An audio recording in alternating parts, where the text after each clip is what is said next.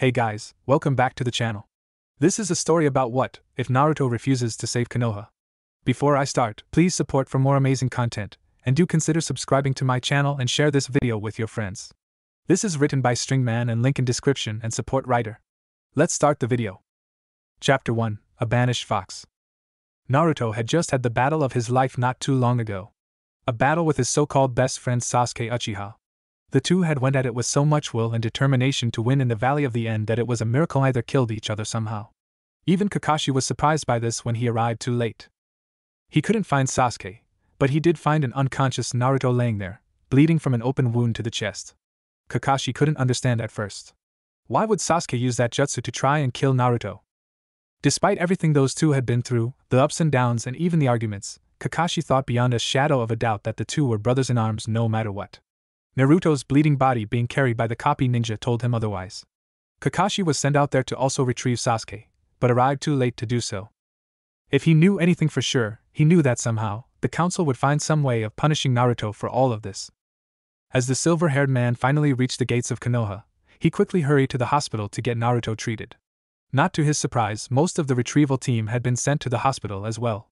Shikamaru was waiting on a chair outside the emergency room when Kakashi came in.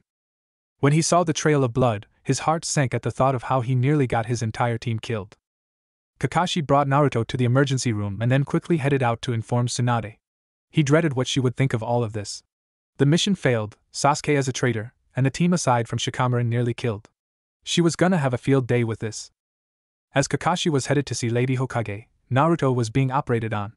In his own mind, he played everything out over and over again.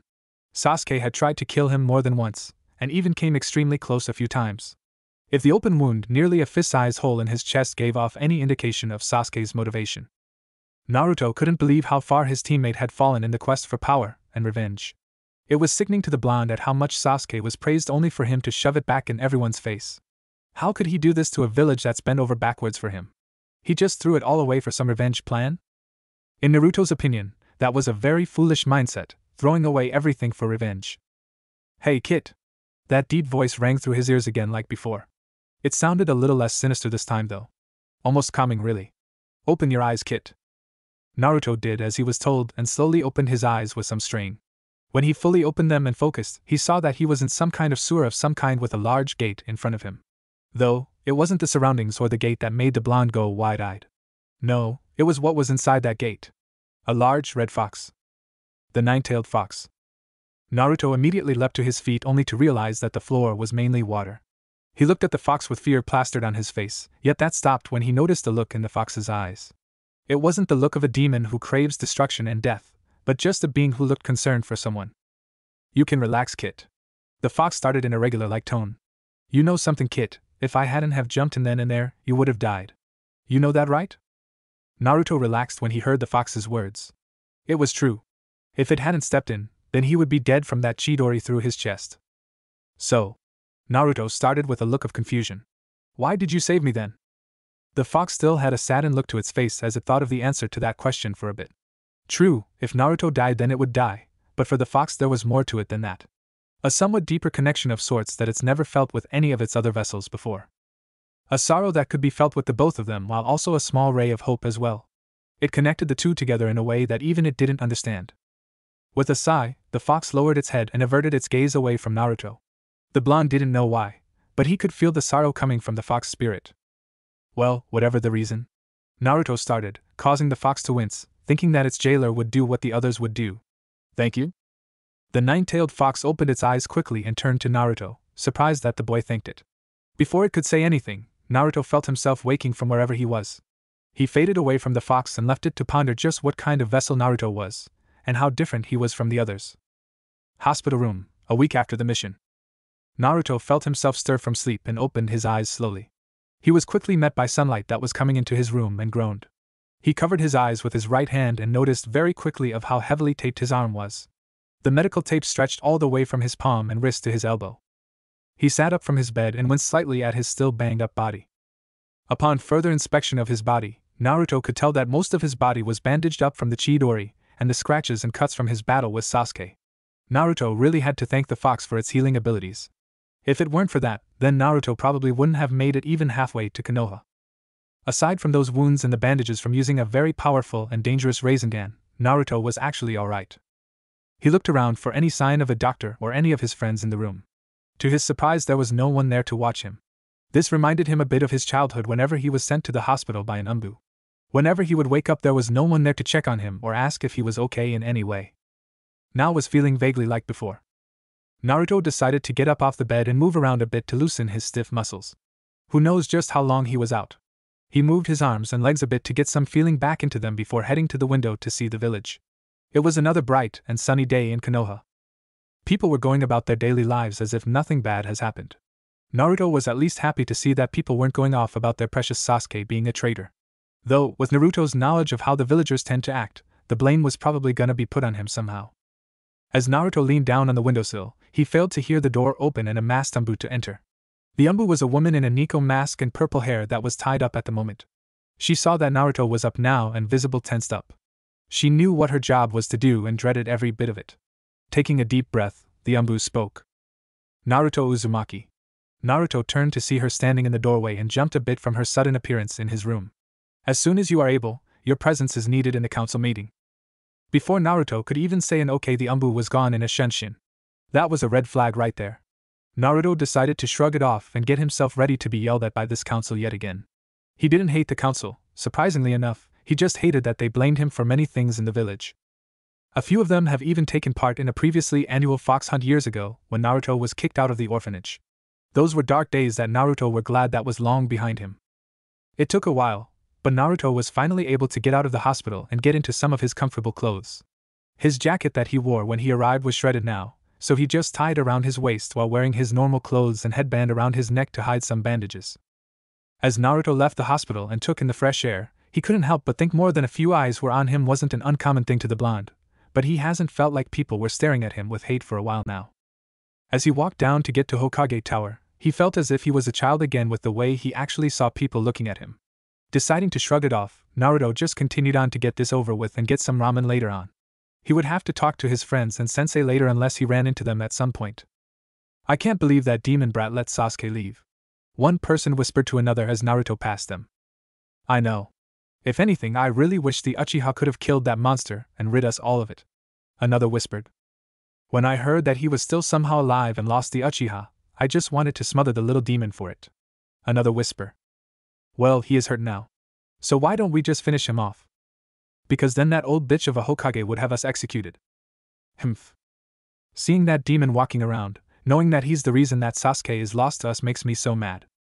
The whispers were starting to get a little louder now for Naruto to hear clear as day. He should die. It's all his fault. The demon should just disappear. Something like him shouldn't exist in our village.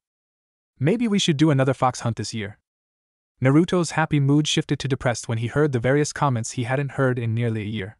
He had long since thought that maybe the villagers were starting to look at him a ninja and started to respect him in the slightest, but with this one act, that was no more. Naruto didn't want to hear anymore and just ran off to get this meeting over with and go home to rest. Council meeting. Tsunade had just been informed about Naruto's recovery and soon arrival to the meeting. She went wide-eyed and hated what she had no choice but to do now. If she knew Naruto, she knew that he would be torn up about what was about to happen to him. She looked around to the Shinobi Council and saw a mixture of anger and sadness. It was understandable since most of their children were good friends with the Jinchuriki in the first place. Seeing the look on the boy's face when he was told this will haunt them for a long number of days. She then looked to the civilian council and was appalled by the smirks and satisfied glares they had. It sickened Tsunade that these people were the main reason that Naruto's life was such hell when he was only a frightened child. If Tsunade had her way, many of those council members would suffer by her hands. Her angry thoughts were shattered though when Naruto walked through the door. She looked over to the boy and paled upon his entry. That was another red flag to Naruto. Tsunade never paled to anything unless it was horrible news. Naruto stood in front of the council and waited to hear just what they planned on doing about the failed Uchiha recovery mission. Genin Naruto Uzumaki. Tsunade started after a couple of minutes of waiting. Naruto didn't say anything and just looked at her with those bright blue eyes of his. I'm so sorry, Naruto. She thought before continuing. Because of your failure in retrieving Sasuke Uchiha, and nearly getting your team killed, you are hereby. She hesitated for a few seconds before taking a deep breath and continuing again. Banished from Konohagakure. Naruto went absolutely wide-eyed as his jaw dropped to the floor. He couldn't form any words to describe how he felt towards this. Anger? Betrayal? Hatred? Sadness? Denial? He didn't know. All he knew was that Tsunade hated having to say those dreaded words and the Shinobi Council hated hearing them. He turned to the civilian council and saw their satisfied looks and disgusted glares as he processed this whole thing. You have until 10 a.m. tomorrow to pack your things and leave the village, or you will be met with force, Tsunade said as she looked away from his sad eyes. Those eyes he made would haunt her dreams for the rest of her life now. Naruto still couldn't say anything. He just couldn't. There were still no words to describe this feeling. This emptiness, he had long thought was filled, was now blank once again. Holding back tears, Naruto turned slowly as he walked back towards the door and left the room. Tsunade wanted to go and console him, but was stopped by one of the elders with the bandages around his face. She could only watch as Naruto's world came crashing down around him over the sake of one traitorous brat. As Naruto wailed with the same wide-eyed look back to his rat hole of a home, his mind still couldn't process all of this. What just happened? He thought to himself. First the villagers were back to talking down on him, now he was banished because he failed to bring back a traitor? He was loyal to this village for his entire life. He stayed here with the hope of one day becoming Hokage and earning everyone's respect. No matter how hard the beatings, the near-deaths, the tortures he went through, or any other harsh treatment he had from these people, he was always loyal. Then one failed mission to bring back this village's precious loyal Uchiha, and he was banished? That made no sense to him in the slightest. As he walked on with his stiff and still shocked expression, he could still hear the villagers bashing him. Of the various insults and hurtful remarks towards him, one word kept coming up. Demon. That word was said to him for as long as he remembered. That word carried too much volume in how much it hurt him. To be called a demon when he's done nothing to truly hurt anybody was the worst part of it all. As he finally made it to his home, he went up to room and closed the door. After he did that, he slumped to the floor and the tears he held in were let out along with a scream. Why? Why did this happen to me? He thought to himself as he continued to sob into his hands. Why? Why? Why? Why? Because of me. That deep voice was back and quickly got Naruto's attention as he noticed he was back in that sewer again. He looked up to the fox and saw that it had a saddened expression to its face. I'm so sorry, Naruto. If it wasn't for me, then this village wouldn't have treated you like this. Its voice was getting lighter and a little higher now. If only it was someone else. If only it didn't have to be you, then you could have lived a normal life. Its voice started sounding higher pitched, almost feminine-like. It's all my fault, and you're suffering for it. Before it knows she could continue, Naruto stopped her. You're a girl? She stopped when she realized her actual voice came out. With a sigh, she nodded to him. Yes, I am Naruto. I have been for my entire life. She looked down in shame almost. That's not important now.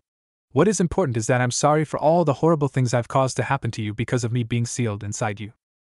It's all my fault that they're kicking you out of your home.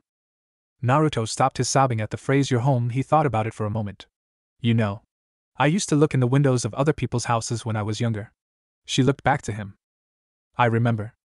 I always looked at how the parents would treat their kids with love and compassion. He continued. I wanted something like that. I wanted to feel that warmth and love from others. I was a 5-year-old living on the street with people from this village looking down at and beating me for just existing. He took a few breaths before continuing. I thought at the time that everyone was like that in the world, but then the first time I ever truly left the village and went to Wave, I saw how wrong I was.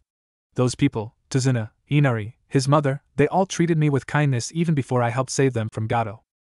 He looked back up to her, and she was surprised by the look of determination back in his eyes. I think now I really get it. Get what, Naruto? He stood up and wiped away his tears before looking back up to her.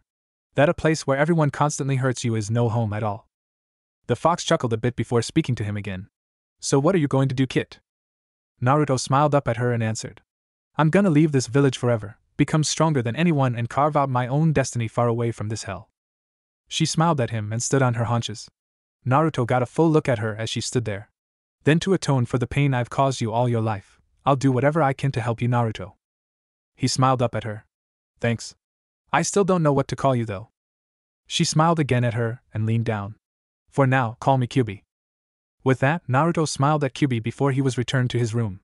His resolve was strengthened and he stood up. Looking around his horrible room, Naruto decided it was time. He grabbed a backpack and started to fill it with clothes and equipment for himself before glancing out the window. To his surprise, it was now nighttime and a full moon was out. He also spotted lanterns and heard people cheering about something. Upon closer inspection, he could tell that word of his banishment must have got out and the villagers were celebrating. That was the last straw. That was when Naruto knew without a shadow of a doubt that this place was never his home. Now in disgust, Naruto decided to pull one last prank on this village for all the suffering and pain they put him through. It took some time and a lot of sneaking around, but Naruto was finally able to set up the explosive tags around his home and fireworks around the festival. Before he lit them, he had a few things he had to do. First was dropping off his headband that Irika gave him. Since he was banished now, he wouldn't need it anymore. He dropped it off at the academy with a note next to it on Irika's desk.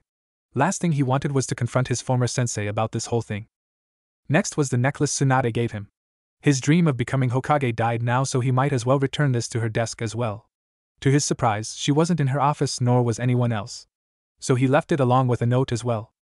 Last was seeing his friends one last time, but that was a mistake. He searched for them only to find that a few were actually at the festival. Sakura, Ino, Choji, Shikamaru, Kiba, Shino, Ten, and even Niji and Lee were there. They seemed to be enjoying themselves there at the Fox Festival, unaware that said Fox boy was watching them. That was it. There was no other reason to stay in this place anymore. Naruto gritted his teeth and activated both tags and the fireworks and watched as everyone panicked. It was satisfying to see the angered and confused faces of the people on last time. With that, Naruto left the area and went to the gate. He had no idea where he was going or what he was going to do, but one thing was for sure, he would never return to this village. He would keep his promise to become stronger than anyone, and with Kyuubi's help, he can live free and happy. With that thought in mind, Naruto left the village to make a name for himself and to carve his own destiny. Chapter 2, A Home for Now. Akai Akuma Red Devil/Demon. It had been 3.5 years after Naruto left the village now, and he had gotten considerably stronger than before. He had discovered that his elemental affinities were wind and water in that time thanks to Kyuubi, and had even learned to master them both. He was very proficient in both now and could even combine the two for more powerful ice techniques. And since he did have a tailed beast inside of him with its own chakra, Naruto was even able to learn the other elements. He started to like using fire, was slowly mastering earth, and was getting the hang of using lightning. He was no master yet by any means in ninjutsu yet, but he was getting closer with each passing day.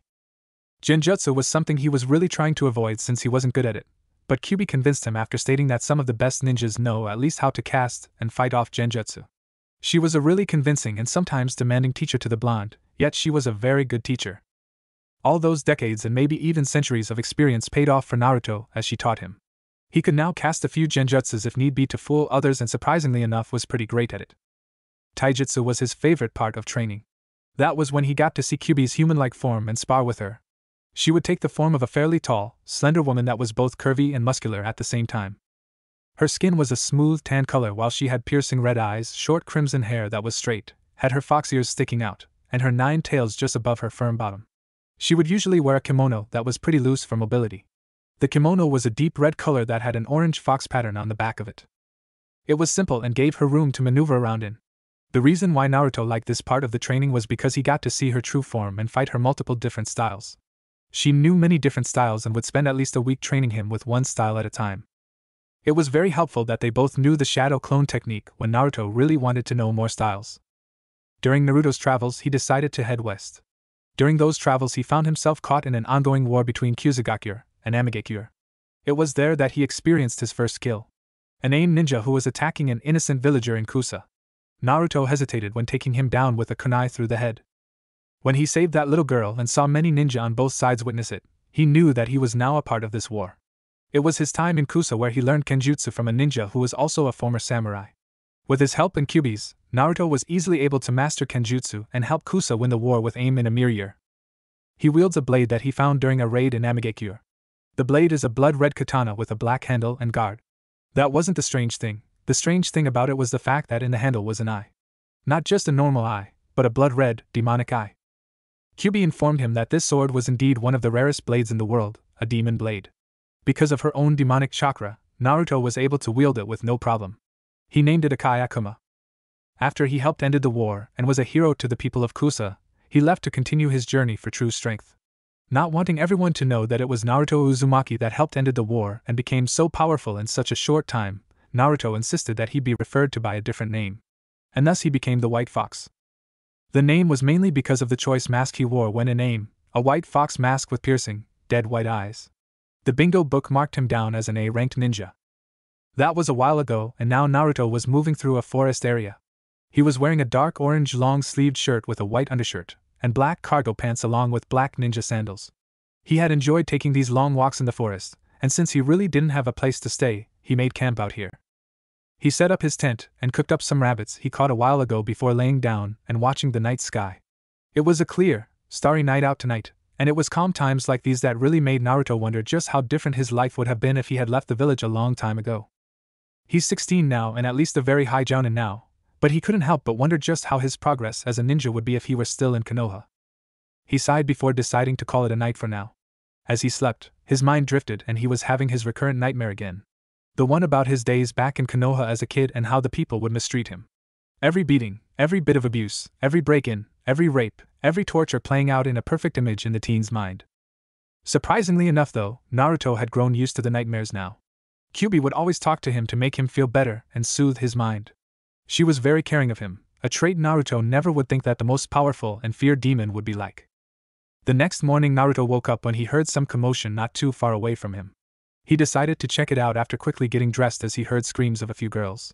Leaving quickly, Naruto saw around 5 girls around his age and a child around 8 or 9 running away from several male bandits. The bandits had lust-filled eyes directed towards the 5 and Naruto could at least see why. The 5 girls were beautiful indeed, but now wasn't the time to gawk. The blonde donned his mask and leapt into action just as one of the bandits grabbed one of the girls. The girl was fairly tall with tan skin and short orange hair. She wore a tattered brown shirt and black shorts and had no shoes on. Her green eyes showed fear as she desperately tried to break out of the man's grip only for him to laugh and slap her, hard. Naruto didn't hesitate. He dropped down right next to the man and before either could react, Naruto had already removed his head from his shoulders. The girl was shocked by this but didn't question why this masked man was saving her. The other 4 girls and the child were surrounded by the rest of the bandits, about 9 of them. They were all visibly terrified with the little girl clinging desperately to one of the girls. "Heh. Looks like our little hunt ends here, fellas," one of the bandits says. "So boss, we still gonna," he rubbed his crotch with his left hand toward the girls.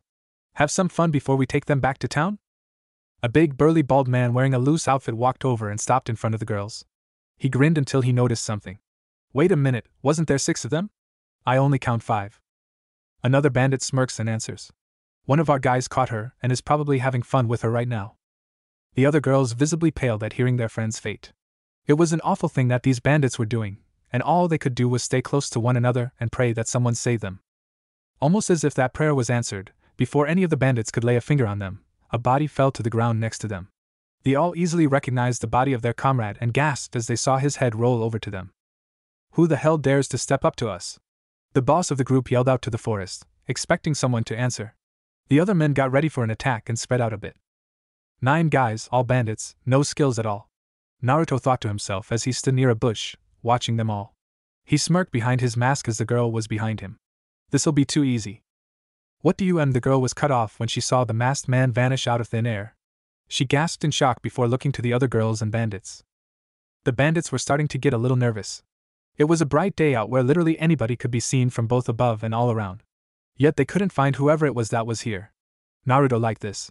He enjoyed being stealthy on bandits and low-level nin. The panic and the uneasiness they display always made him smile on the inside.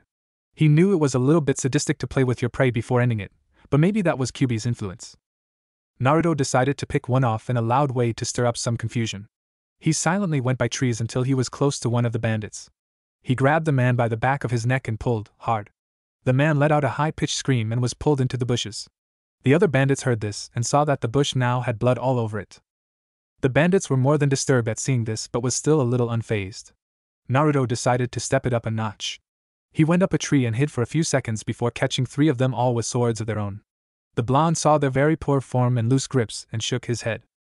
Deciding to let these men see a real swordsman before they die, Naruto dropped down in the center of them and landed in a crouching position. The 3 were shocked at first but that changed when they saw this masked man reach for and unsheath his own blade on his back. The 3 yelled out as they rushed the man, but they were easily taken out in a flash. Naruto leapt into the air in the trees before the last 5 showed up. They saw their comrades cut down and started to panic. Naruto had to suppress a chuckle at the last 5 bandits. He decided that now was the best time to really mess with them. He dropped down in front of the 5, causing them all to jump in both shock and then fear. The boss of the group looked at the masked man, or more specifically, his mask, and went wide-eyed. He slowly backed away as he realized just who this person was. "B-boss?" one of the bandits said as he started to tremble at the gaze the masked man was giving them. "What do we do?" Their boss started to stutter. "The WWW White FF Fox." "Oh." Naruto started as he placed his blade on his shoulder and tilted his head slightly. "So you've heard of me? Good. Then maybe you can tell me just what you worthless sacks of garbage were going to do to those girls." One of the bandits didn't know what to do and foolishly charged in out of panic. Naruto dodged his sword slash and swiftly cut the man in half from the waist. The last four and the girls saw this and their jaws dropped. "I guess I wasn't clear enough." Naruto started as he wiped his blade on the man's shirt. "So I'll ask nicely one last time. What were you going to do to them?" The boss decided that this job was not worth dying to the infamous Wit Fox. This was supposed to be a low-level job. Nobody, especially someone from the bingo book, was supposed to stop them. "Look, we were just hired to grab the girls and take them back to their base, okay?"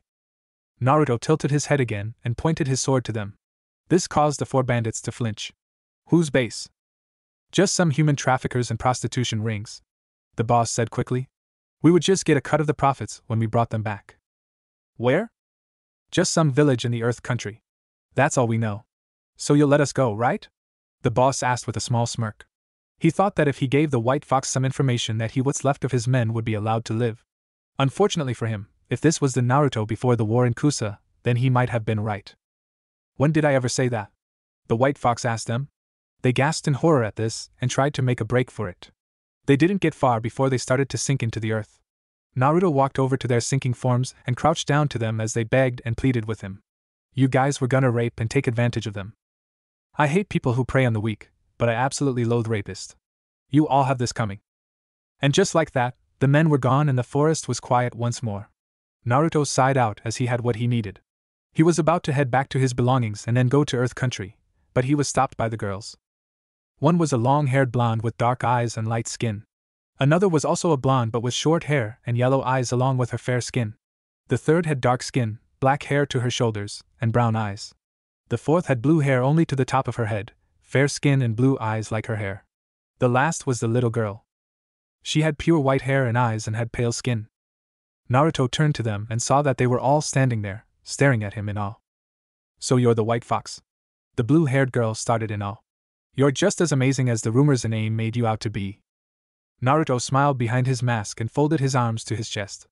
"Thanks. Always nice to meet some fans. And who exactly are you all anyway?" "I'm Akane." The blue-haired girl spoke. "My name's Hikari," the black-haired one answered. "Hikaru," the orange-haired girl.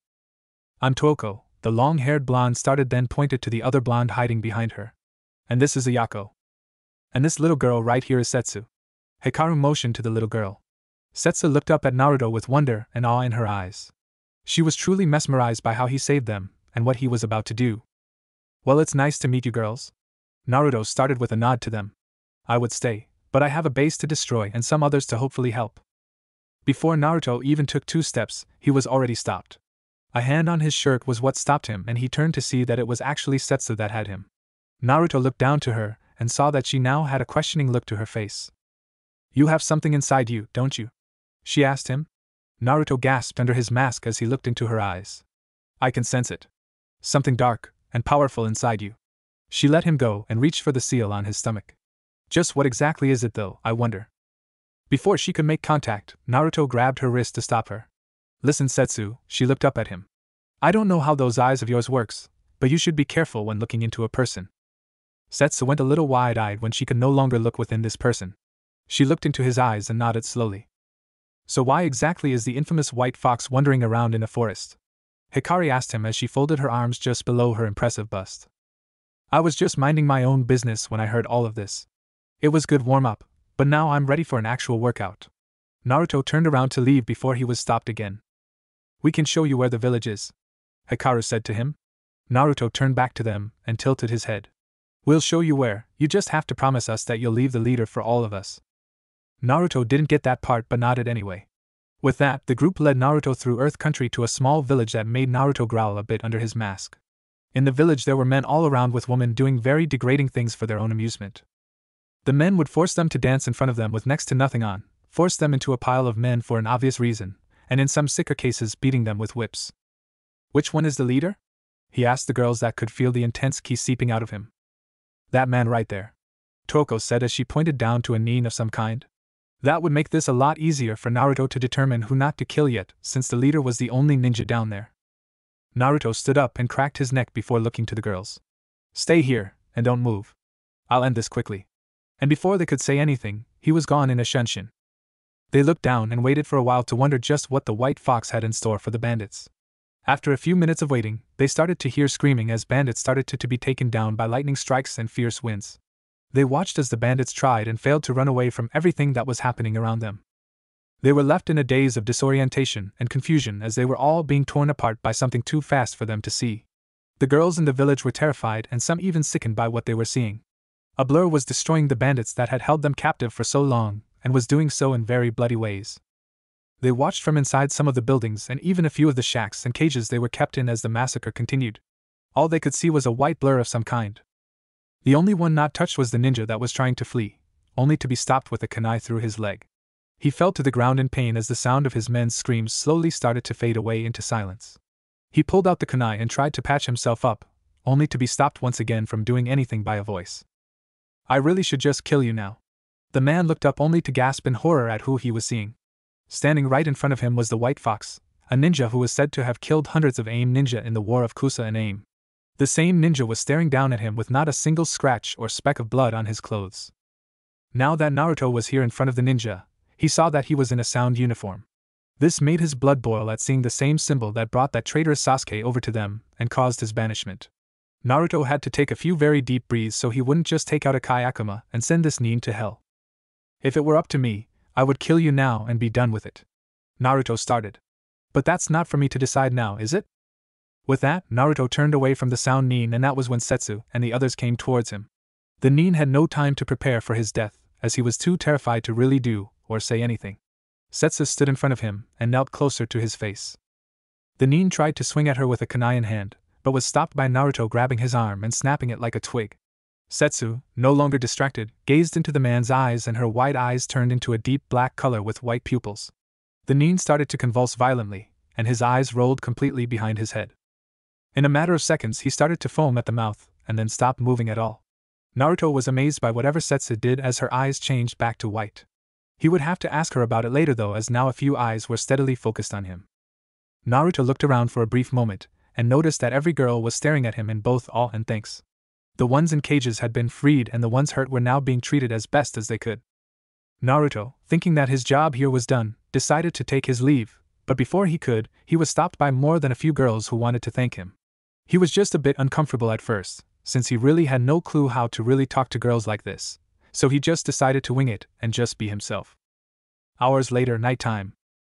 It took some time, but with a few very healthy and the help of the White Fox's many clones, the dead bodies had been moved away to be burned up. Naruto rather enjoyed helping this village and its residents clean the place up of all the blood bodies. It was nice to get to know some of the girls that would casually speak to him like everything was normal. Some of the repeated questions were of course asked, like where was he from, did he really kill that many AIM nin, and what was his real name. Naruto would answer the first two but would always hesitate when it came to the last one. He debated in his head for all those hours until Kyubi decided to speak for the first time today. You should at least take the mask off, she said to him in a calm tone. You really think so, Kyubi? Naruto asked her, still a little hesitant of it all.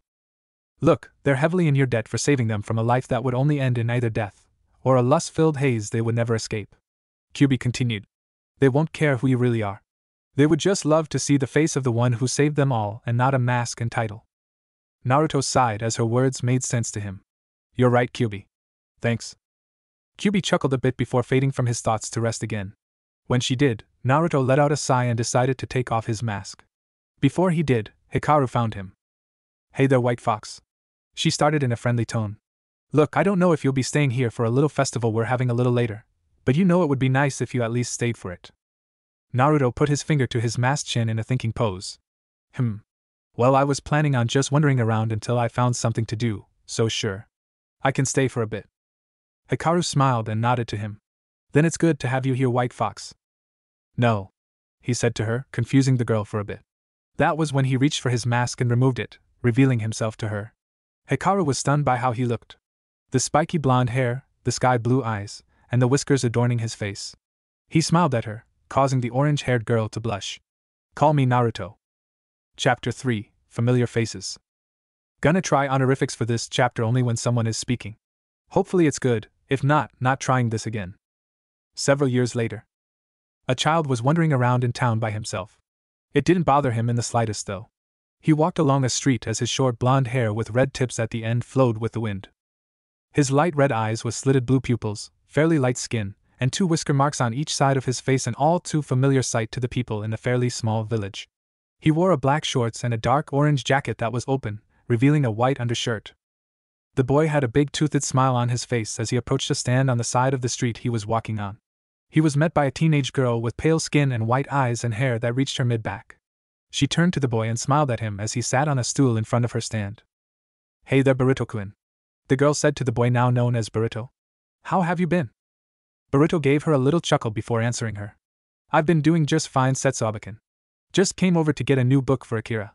She blows through these things so easily. Hard to believe she's only 5 sometimes." Setsu chuckled under her breath as she went looking through her assortment of books. She had loaned Boruto a few of her books in the past for him to return within a week, but when it came to Akira, that girl would usually finish them within a day. It made her laugh but also ponder just how many of these books has that little girl read by now. Setsu decided to let it go for now and handed Boruto a book on the history of Sunagakure. Maybe that would keep her busy for more than one day. Boruto thanked one of his many aunts and left the book stand. He went past many of the familiar faces as he was leaving the village area and into the forest. Ever since he was born, he's always had an attraction to the forest where he and his family lived in. His mother may not be as enamored with the forest as both Boruto and Akira are, but she enjoyed watching the two play with their father all the time in the trees. Boruto had always felt at some kind of peace when it came to the treetops that led to and even surrounded his home. It was something that he really couldn't explain, but it just felt right to him. Nature, the animals, the peace it brought about, he just loved it. Same with Akira. As Boruto was moving through the branches to his usual route home, he heard the voice of someone right above him and knew exactly who it was. "Oanai-chan!" a little girl shouted out as she landed on her brother's back to surprise him. The girl was about half his size with burnt red hair and bright blue eyes. Her skin was a lightly tanned color, and she had 1 whisker mark on each side of her cheeks. She wore a bright red shirt that came all the way to her ankles, covering her plain shorts, and had on plain sandals. Boruto easily caught his footing and held onto her with ease as he continued on. "Hey there, Akira-chan," Boruto said to her as he continued on. He handed her the book as he was passing by more trees at a fairly decent pace. "Look what I got you from Setsubaken." Akira's face lit up as she saw a new book for her to read. She grabbed it and thanked her brother as he continued on home with her in tow. It took a few minutes, but they finally reached their home. It was a regular-sized house fit for a group of people. It was a white house with a red roof and plants around and below the windows. There was also a small garden on the side of the structure that had some pretty strange fruits and vegetables growing from them. Not too far away from the garden in the forest was a visible river of clear water. In the backyard, there was a clear field that ran for acres on end that sported a few craters courtesy of their mother and father's sparring sessions. Speaking of those two, both Naruto and the two's mother were sitting on a porch near the garden and looking out onto the calm waters. Naruto had changed a bit in these years of a calm life. He let his spiky blonde hair reach a little past the back of his neck and had a white streak on the right side of his head, had 3 seal contracts tattooed on parts of his body and weren't visible to the eye, was taller than before by a foot or so, and had a tattoo of a red fox on the left side of his neck that reached to his left shoulder. He wore a black, long-sleeved sweater and had on orange cargo pants. The mother was none other than the Kyubi herself. After a year or so of training together after saving Hikaru and the others, Kyubi had started to express her feelings toward the blonde. Much to her surprise, he accepted her and admitted to caring for her as well. After they admitted that to each other, Kyubi asked Naruto to call her by her real name, Kurama.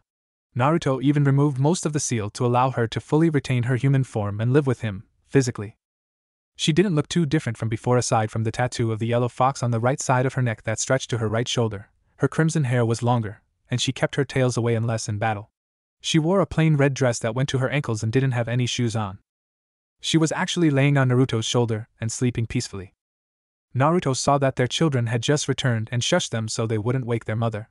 The two noticed this and quietly went over to them. "To-san," Boruto whispered. "We're back, and I got Akira a new book." Naruto smiled at the two as Akira held up the book with much enthusiasm. He gave them a quick thumbs up before motioning them to head inside to get ready for dinner. They nodded and went inside, leaving him with his still asleep wife. With a gentle nudge of his shoulder, he woke her up. Hey, it's time for dinner, he said softly to her in a slightly deeper voice. Kurama didn't open her eyes and just yawned on his shoulder. You smell nice, she said in a tired voice. Naruto smirked at the compliment and rubbed her hair and ears. So I've been told. He teased her as he planted his lips on her forehead. Ready to eat? She took her head off his shoulder and opened her red eyes to him. Carry me, she told him in a still tired form. Naruto chuckled a bit under his breath and proceeded to lift her up bridal style. He carried her inside and the family of 4 proceeded to have dinner. Konoha. Things haven't been so well in the Hidden Leaf village for some time now. After Naruto was banished, some of their alliances were torn. Mainly the Wave, Suna, and even some other villages that agreed to an alliance with Konoha because of a certain blonde. They still had allies, but Suna was their main bulk and without them, they were a tad bit vulnerable. Throw in the fact that they banished their own Jinchuriki, and the fear that was felt by other villages was now gone. They found themselves in a war with both Kumogakure and Otogakure, with Amigakure in talks with Kumo in joining to crush the leaf. The war between Konoha and the two have been raging on for years now, with the two steadily gaining ground with each passing day. It really was a shock to most of the village when the last loyal Uchiha had joined Orochimaru and Sound in the effort to destroy the leaf. The council was livid at this betrayal and had placed Sasuke in the bingo book. Also, after Naruto's banishment, Tsunade stepped down as Hokage and left Konoha with Shizen in tow. Kakashi was now placed as 6th Hokage and hasn't had any real authority since. Let's just say that because of the elders in the council, things went from bad to worse for Konoha. Now, Kakashi is now in his office as he looks out to the depressing village that he calls home. Because of the constant threat of invasion, most of the villagers hadn't really been outside lately. The streets were usually barren and a dark cloud hung over the village right now. Kakashi sighed out as he had to figure out a way to boost confidence in the villagers and even the shinobi that stay in the village. He had no idea what to really do now and looked up to the mountainside at the 4th Hokage head. He sighed in disappointment at how much he has shamed himself and failed the village, along with his sensei. A knock on his door brought him out of his thoughts, and he regained his composure. Enter, he said, trying not to have his voice crack. The door opened, and in walked a few familiar faces. Asuma along with his team, and Kurenai along with her team entered. Most of the former genin had now become chunin after all those years and had remained a team in this time of war. Only Shikamaru was a jounin though. The 8 looked to their Hokage as he had a mission for them all that was of the utmost importance. As you all know, we are at war with Kumo and Oto. He started as he clasped his hands together and placed them on the desk.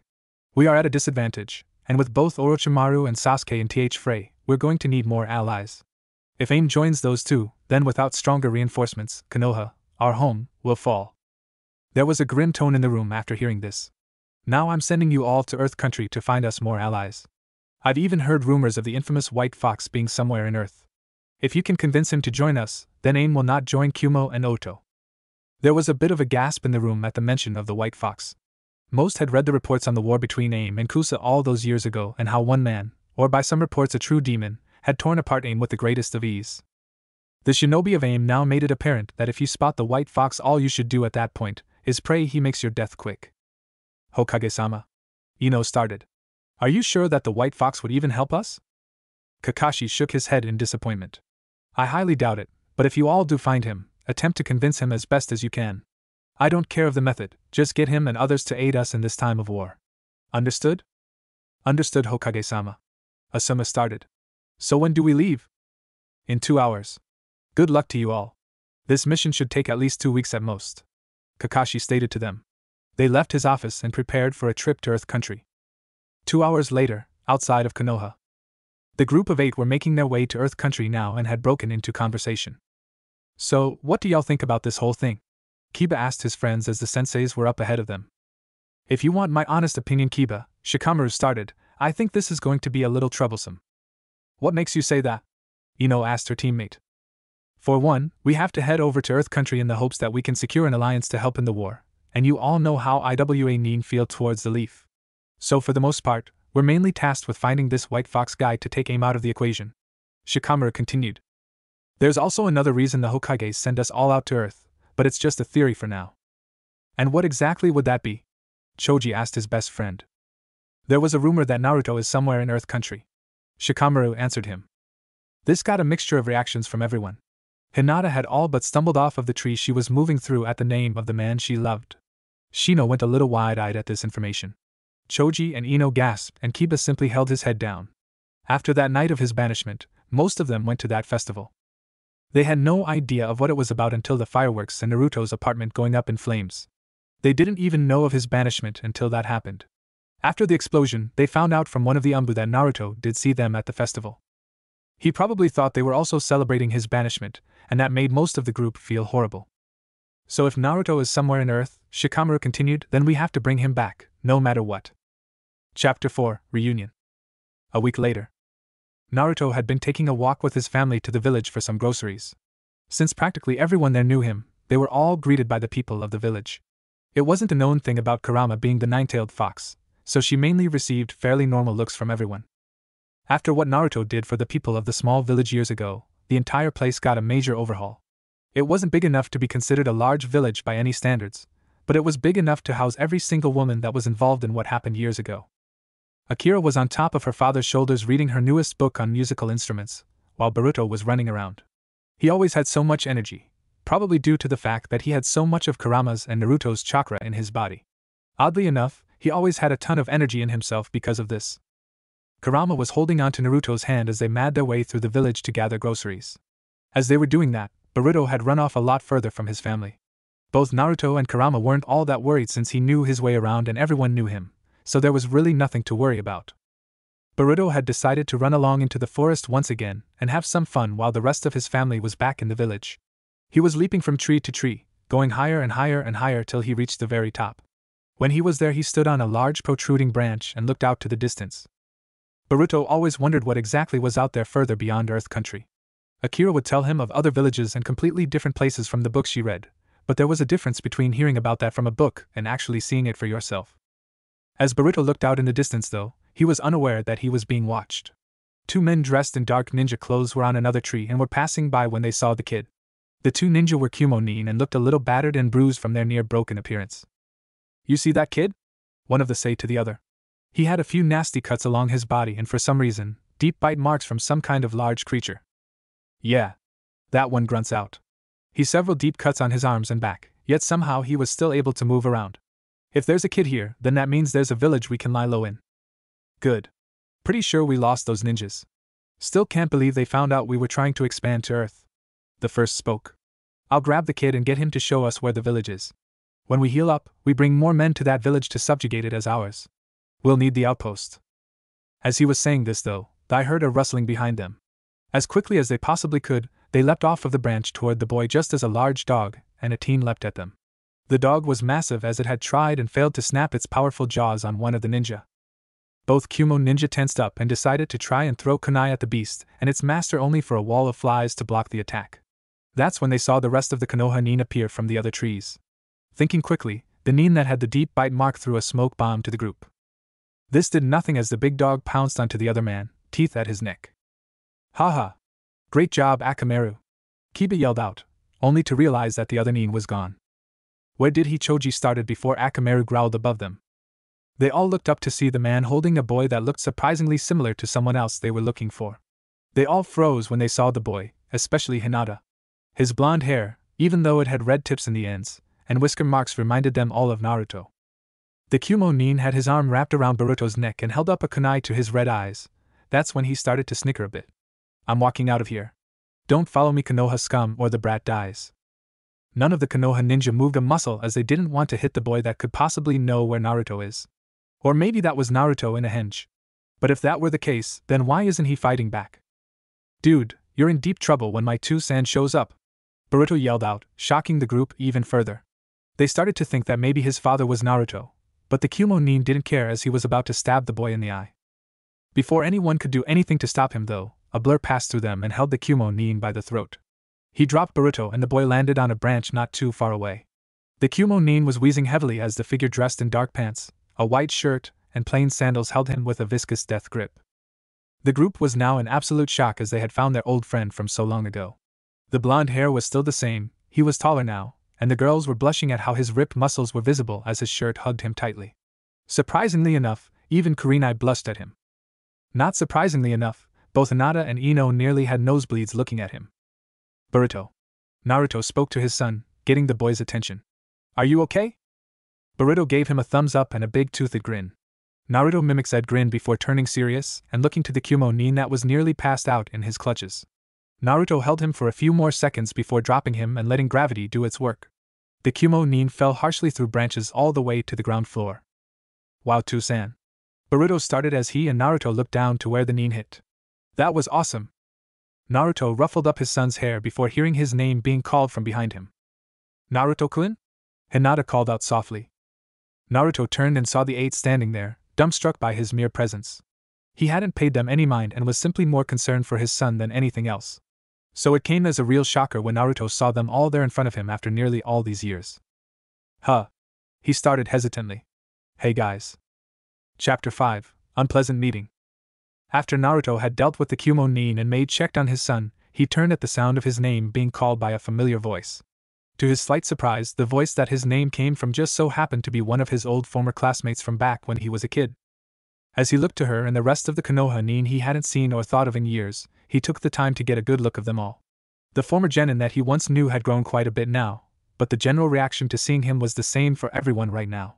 Shock. To Naruto though, he really didn't have much of a reaction to them. Instead of saying anything else, Naruto just placed a hand on Boruto's shoulder and both father and son simply vanished. The Konoha group were all stunned by what he had just did and quickly, Asuma ordered everyone to find Naruto. As he gave that order and everyone scattered, thought were going a mile a minute throughout their minds. Who was that child? Has he been here the whole time? What has he been up to all these years? Just how strong and fast has he gotten to be able to move like that? But the most important question was mainly from Hinata as a realization hit her.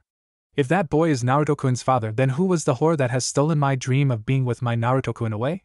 She started off shocked and stunned, but with that constant thought, the shock slowly turned into rage. Rage towards whoever the whore was that stole Naruto from her, and her dream of bearing his children. With Shikamaru, he knew he wasn't fast enough to keep up with Naruto. That speed far exceeded any of them. Maybe if they had Lee and his restraints were taken off and if he opened one of a few of his gates, then he could possibly catch up with Naruto. Shikamaru had already assessed long before they got into Earth Country that most likely if they found Naruto that he would have already moved on. Maybe even started a family and was living peacefully. It seems that his theory was right about a family.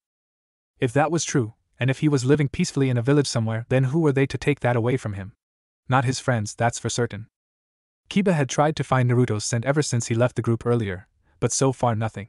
It was almost like his scent was just gone. Kiba and Akamaru stopped at the entrance of a village full of mainly girls, women and some traveling entertainers.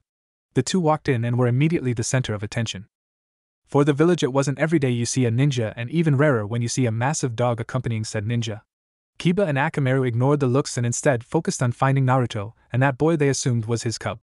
Despite their superb tracking skills, they found it very difficult to find said blonde in this village. It was almost like his scent was lingering everywhere and confused the two to no end. Before they could really continue with their so far fruitless search, Asuma and Ino appeared next to the two. You find him yet, Kiba? Ino asked the Inuzuka. Nothing. Kiba answered her. It's almost like he's been everywhere around her too many times for me Akamaru to count. Well, if that's the case. Asuma started as he walked over to a woman working at a stand. Excuse me, but have you seen someone with blonde hair walking around with a child that has nearly the same blonde hair? Asuma wanted to keep his description vague to this civilian. Unfortunately for him and the rest, his vagueness wasn't really too great comparatively speaking. Oh, you mean Naruto and his son Boruto? The woman says to him, surprising the Jounin. Actually, yes, I have. They went back to their home just in that direction in the forest. She pointed to the direction of Naruto's house and smiled to the ninja. Thank you, Asuma said as he bowed to her. He and his two students went ahead and ran in the direction Naruto's house was in. They were having a hard time though as the forest was very thick and it would be almost too easy for anyone to get lost here. Fortunately for them, they leapt into the trees and got a better viewing of the area. Off in the distance, they saw a white house with plants all around and a clearly visible lake not too far away from it. There, Asuma said to the two, urging them to move even faster. Just as they landed in a clearing in front of the house, they saw both Naruto and the child now named Boruto to them heading towards the front door. Naruto! Kiba yelled out to the blonde. Naruto gave a sigh and turned to the three in front of his house. He looked to them with an impassive look that made both Kiba and Ino's hearts sink a bit. He crossed his arms as he looked at them and kept his eyes on the group while Boruto simply stood there, watching. Before anyone else could say anything, the others appeared next to Ino, Kiba and Asuma. They all got a good look at Naruto as he put his hands in his pockets to look at them all. The group, although excited to see their long-lost friend, were a little heartbroken at the impassive glare he was giving them. Hinata took a step forward to speak to her Naruto-kun when the front door opened to reveal a slender woman with tan skin and long crimson hair and eyes. She looked to her husband and son before seeing the Konoha ninja in front of them. Kurama had to keep up her facade as a normal woman for obvious reasons and had to look shocked or troubled seeing the ninjas here, but in all honesty she was grinning devilishly in her mind. Which, since both their minds are linked anyway, showed to Naruto, who had to stifle a laugh. Kurama saw the Hyuga standing in front of the group with a truly shocked and horrified look to her face and had to try even harder not to grin at the girl in victory of claiming her mate for herself. Naruto-kun. Kurama started in a sweet and innocently fake tone that didn't really trick anyone. What's going on out here? Naruto sighed again as he answered her. Nothing. Just the past trying to catch up to me, nothing more. Naruto. Asuma started as he stepped past the still stunned Hinata. He took a step onto the porch and immediately regretted it when he felt a massive amount of killer intent hitting him like a ton of bricks. He felt himself ready to fall to his knees if he stayed any closer to the house, so he moved away and the pressure was gone. Asuma stared at the blonde with wide eyes as he started to breathe heavily. I don't know why all of you are doing here when you have a war to fight, or how you found me, but here's some advice. Naruto turned away from them while ushering his family back inside. He turned his head and the glare he gave them sent a bone-chilling shiver through their spines. Leave, and don't come back. Before they could say anything, Naruto shut the door and they felt a very powerful release of killing intent crashing down onto them. Only this one felt different to Asuma. He paled. Naruto's killing intent was just heavy and breathtaking, but this felt like death itself was trying desperately to grasp at you and drag to the fiery depths of the afterlife. The others felt this feeling and for a brief moment, saw something that made them know true fear. When they looked up, the sky was a blood red and there was screams coming from all directions. Blood was everywhere around the group as they could see countless bodies lying at their feet. Kumo Nin, Aim Nin, Oto Nin, Konoha Nin, themselves, lying dead in some of the most gruesome ways imaginable. They all paled and turned to leave, but before they did, the last thing they saw near the house was the Kyubi no Kitsune itself standing tall over the dead. It looked to them and bared its razor-sharp and bloody teeth in a snarly grin and spoke one word to them all that made more than a few pass out from the sheer force of the voice. Run! And just like that, everything went back to normal. There were no bodies, no blood, the sky was clear once more and Naruto's house was the exact same as before. All 8 ninja, students and senseis alike, felt cold at the sight of the calm and peaceful house and scenery around it. So cold that they all left out of fear for whatever that powerful genjutsu was. A few like Shikamaru and Kurenai had one similar thought. When did Naruto learn such a powerful genjutsu? When they made their way back into the small village area, panting and feeling slightly at ease, they stopped in front of a book stand where a white-haired girl saw where they came from. Oh, you must all be friends of Naruto-san, she said to the group with a soft smile. They looked to her and saw how calm she was. Was that genjutsu stretched out and nobody here affected, or was it simply placed onto the group?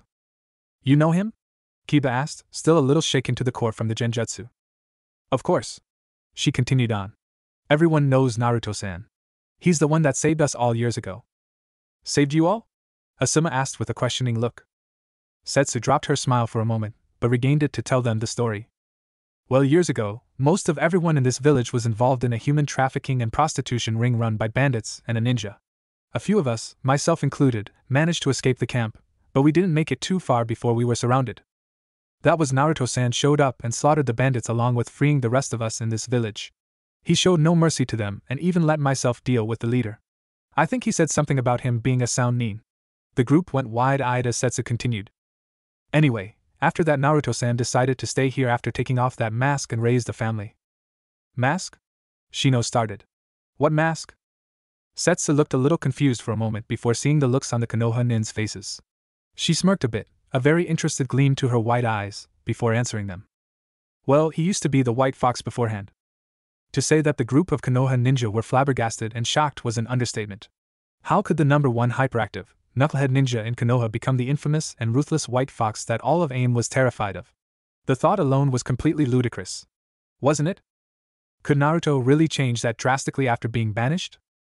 As the group pondered this, Setsu had a very dark look adorning her smirk.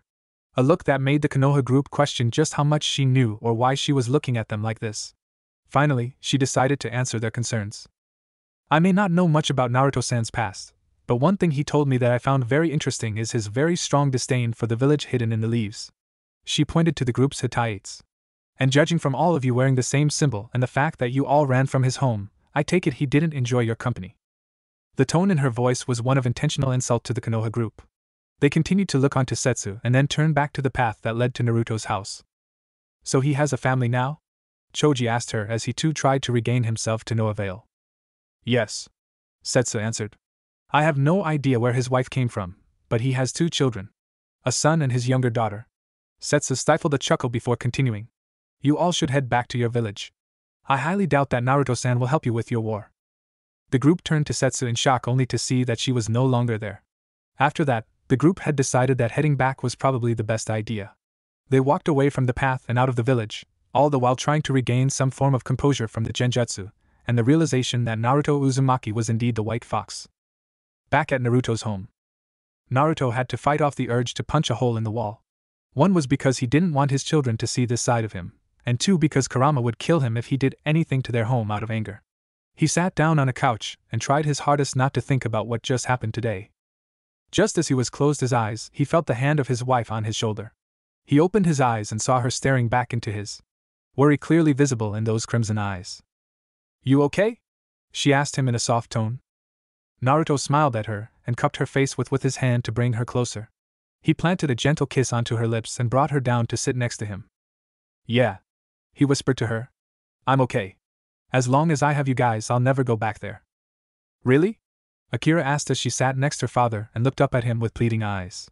You promise you won't go back there, Otosan? Boruto sat next to his younger sister, nodding his head in determination at her words. It brought a smile to Naruto's face as he hugged his little girl, and in turn she hugged back. You don't have to worry about me, guys, Naruto said to them. I plan on staying here for a long time. Konoha, a few days later. The 8 Konoha ninja had finally made it back to Konoha. It took a full 2 days for the shock and after effect of the genjutsu to wear off, but they were finally back home. They quickly made their way back to the Hokage's office to inform him of what they had discovered in Earth Country, only to see Sakura and Team Guy as well. Kakashi was slightly relieved to see them return and was in heavy anticipation of what news they had. I take it you all have news for me? Kakashi asked them in a jovial tone, hiding his tiredness and frustration at the council. Asuma stepped forward. Hokage-sama, we found Naruto. The mere news surprised the Hokage, Team Guy and especially Sakura. When Naruto's banishment was announced, she broke down. She had lost both of her teammates in the span of 1 week and was now a part of a newly formed Team 7 with a new sensei, and everything. It wasn't the same in Konoha for her without Naruto. She perked up at his name but then saw the hurt faces of her fellow ninja and her heart sank a bit. Where is he then? Is he outside waiting or she was cut off by Kurenai? He's still in Earth Country in a small village. He has a family and is living peacefully with no intention of coming back. Kurenai had to turn her head away from the broken look on Sakura's face hearing this news. He's also the White Fox, Shikamaru said to the still stunned Kakashi. This got the intended reaction as everyone in the room not on Team Asuma or Kurenai looked to the Nara clan member. Someone in the village told us everything about how he saved the villagers from bandits and a sound ninja years ago as the White Fox. Now he lives there with his wife and children. Naruto-kun is married? Lee asked them in surprise. Shikamaru nodded to Lee and that was when Kakashi sighed out loud. Everyone else, minus Sakura who was still processing all of this, turned to their leader. The council is not gonna be happy about this. Council meeting room. And sure enough they weren't. How could that demon brat deny helping us? He should be grateful for all we've done for him. There's no way that monster is a hero to anyone. If anything, he should be begging us all to come back here. Damn that demon to exactly where he belongs. In hell. Enough. Kakashi shouted out to the civilian council. He had had enough of their bickering and would not stand for them calling out his former student-turned-war hero. You all claim all of this when it was all of you that had him banished in the first place. This is your penance for your arrogance and selfishness, and the village will suffer because of all of you. Kakashi's words had the effect on the shinobi side of the council, but not so much on the civilians. Unfortunately for them all, a certain bandaged-up elder had other thoughts. After the meeting, Danzo sat in his chambers, seething in rage at how his plans were in shambles now. He needed Naruto to be banished so he could coerce the boy in joining his side, but those plans changed when his root Anbu couldn't find him anywhere. It was almost as if he dropped off the face of the planet. Now that it was revealed to him that the Jinchuriki of the Kyuubi no Kitsune, the most powerful tailed beast and demon in history, but he was also the very brutal and infamous White Fox. This just went from bad to worse for the man as he had to come up with some plan to use the boy-turned-teen into his weapon for Konoha. That was when a sadistic plan came to his mind. Sai. He spoke and the pale teen root Anbu appeared in a kneeling pose. Hi, Danzo-sama? Sai responded with no emotion. I'm going to need you and a few more of my route to head to Earth Country. Danzo noticed Sai raise his head in a questioning way. I'll need that Jinchuriki for my plans to come to fruition. And if he won't come willingly, he stood and gave a sinister grin, then we'll have to see how much he truly loves those precious children of his. Unbeknownst to Danzo, though, there was a small snake just outside his room, and it slithered away to relay a very interesting message to its master. Orochimaru. Chapter 6, Heads Will Roll. Orochimaru's Base. Deep within the tunnels underneath Sound, a snake slithers as quickly as it can back to its master. As the snake slithered, it passed a certain room and froze out of fear. It turned its head and saw a dark figure walking slowly towards it. Before the figure could get any closer, a new voice made its presence known. Ah, my spy has returned earlier than expected. The voice caught both the snake and the figure's attention. They turned to see the snake Sannin slowly walking towards them with that ever-present grin plastered on his face. And what exactly was so important that you directly disobeyed my orders to return within a month's time? It has only been a week. Despite his calm demeanor, Orochimaru was actually not pleased with this. The snake answered quickly with a few hisses, and the figure noticed that Orochimaru was getting one of his very interested glares. The figure kept listening and continued to watch as the Sannin began to chuckle under his breath for a few seconds before going on a full-on cackle. So, what did it say? The figure asked, slightly irritated. Orochimaru stopped his cackle for a few moments to address him with a sinister smile. Why, he was just telling me of your old teammate having been found. Sasuke. Sasuke stepped out of the shadows and gave a slight furrow of his brow. The mere mention of that dope's name made his blood boil. It wasn't enough that move Naruto used all those years ago at the Valley of the End nearly trumped his Chidori, but the fact that he nearly beat Sasuke with said move. Sasuke snickered when he had heard of his old rival's banishment, and assumed that he would simply crawl under a bridge and die a slow and painful life with no one. At the time though, after Naruto's banishment, the blonde simply vanished from the ninja world. This is the first bit of information on the blonde since that day. Sasuke started with an arrogant smirk. So? Why exactly did this make you laugh like a lunatic? The last Uchiha crossed his arms and leaned onto the door frame. Orochimaru kept his smirk even with the pseudo-insult and answered him. It seems that Danzo has forgotten his place, and knows the whereabouts of the Uzumaki. He's sending his root Umbu to get the boy's attention, and the only way to do that is to apparently snag his children. At that point, Sasuke's eyes went wide before he clenched his teeth in anger. How? How could that dope have children?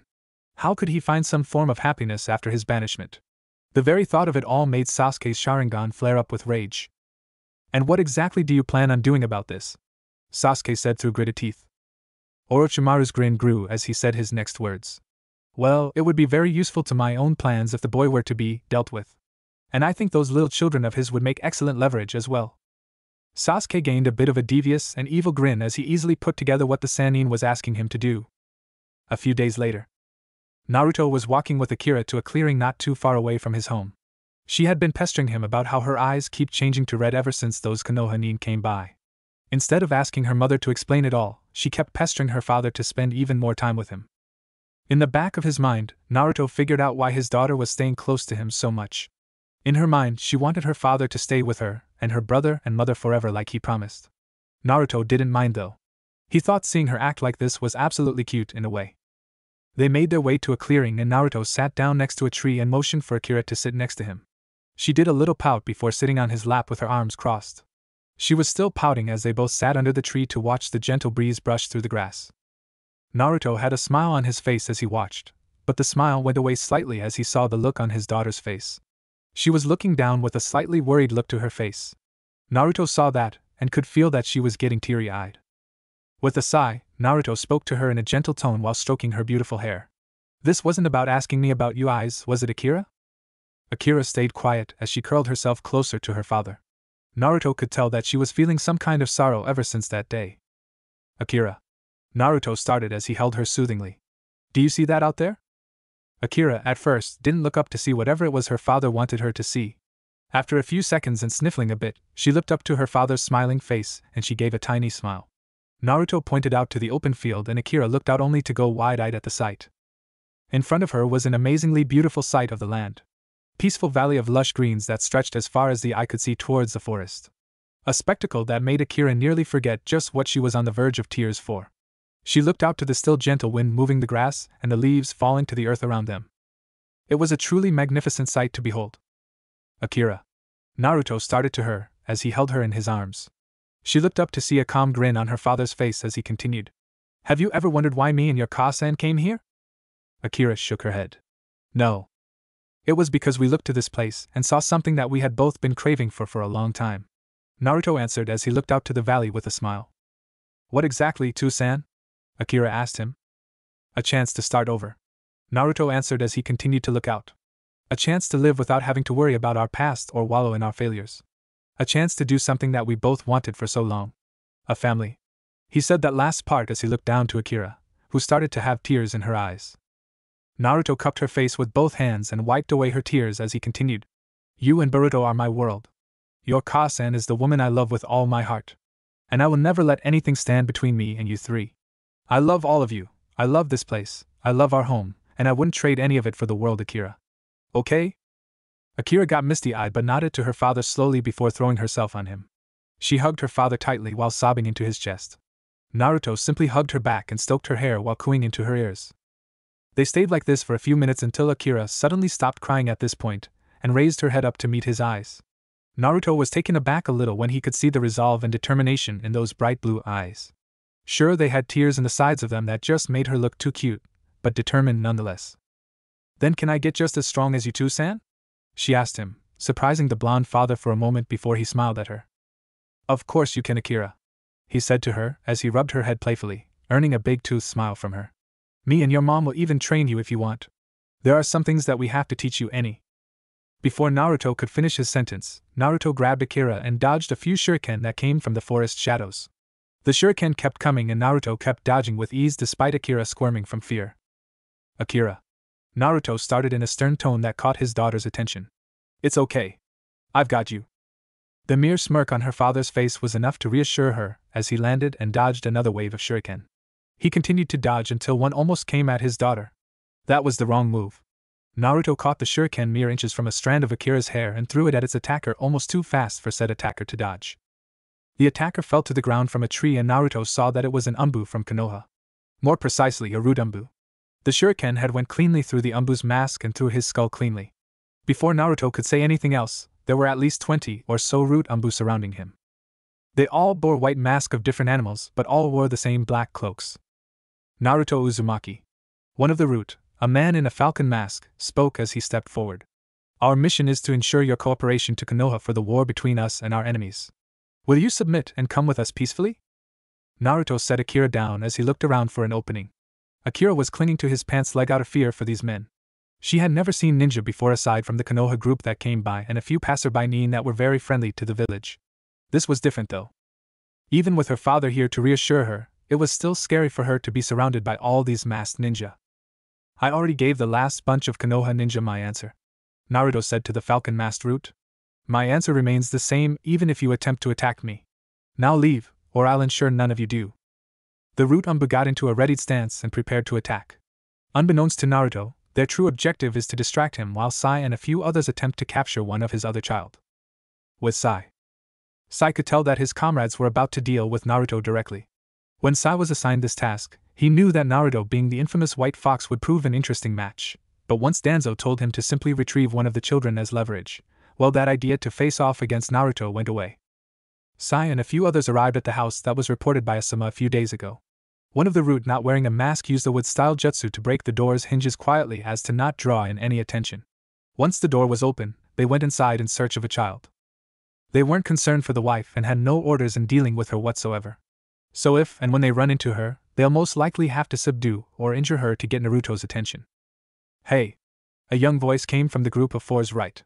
They turned to see a young boy in a pair of orange shorts and a white shirt standing there looking at them with a bit of anger to his face. Who the heck are you guys, and what are you doing in our house? Boruto yelled out to them. Target acquired, Sai said as he disappeared behind the boy to deliver a chop to his neck. Only when he reached, a hand grabbed his wrist and squeezed tightly, causing a loud snap sound. Sai gasped in pain but held off on other emotions as he gritted his teeth. I don't know who you are, nor do I care. A feminine voice came out, only it sent chills down the root's spines. But you signed your own death warrants when you decided to even lay your eyes on my son. She was dressed in a long black dress with red trims on the ends and sleeves. Kurama's eyes burned with anger as she flung the pale root right at his comrades with incredible force. Sai crashed into the three and they were sent flying out of the house. Alright, Ka-san! Boruto excitedly yelled out as he raised his fist in the air. Kurama simply grinned and shook her head to her son's antics. Stay inside, Boruto. I'm gonna take care of these Konoha fools. Boruto nodded to shook his head excitedly as he would see the rare occurrences of seeing his mother in action. He would catch glimpses of her and his father sparring, but never seriously enough to really be called a serious fight. So this would be very cool to watch for the young blonde.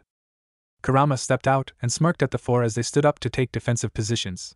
Sai, despite only having the use of one arm, pulled out a scroll and a brush.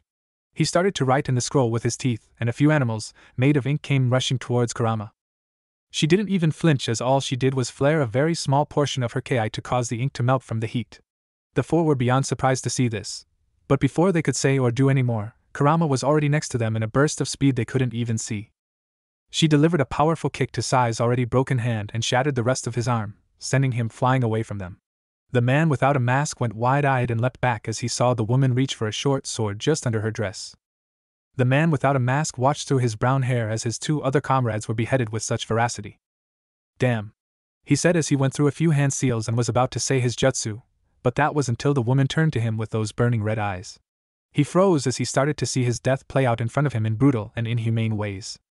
He froze as he continued to be ensnared in this genjutsu that was far too advanced to be done by any ordinary person.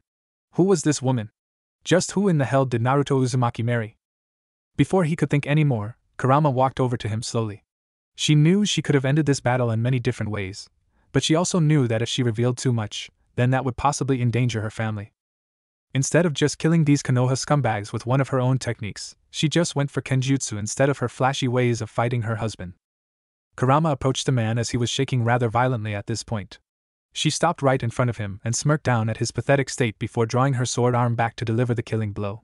That was when she felt something she hadn't felt in a long time that stopped her in her tracks.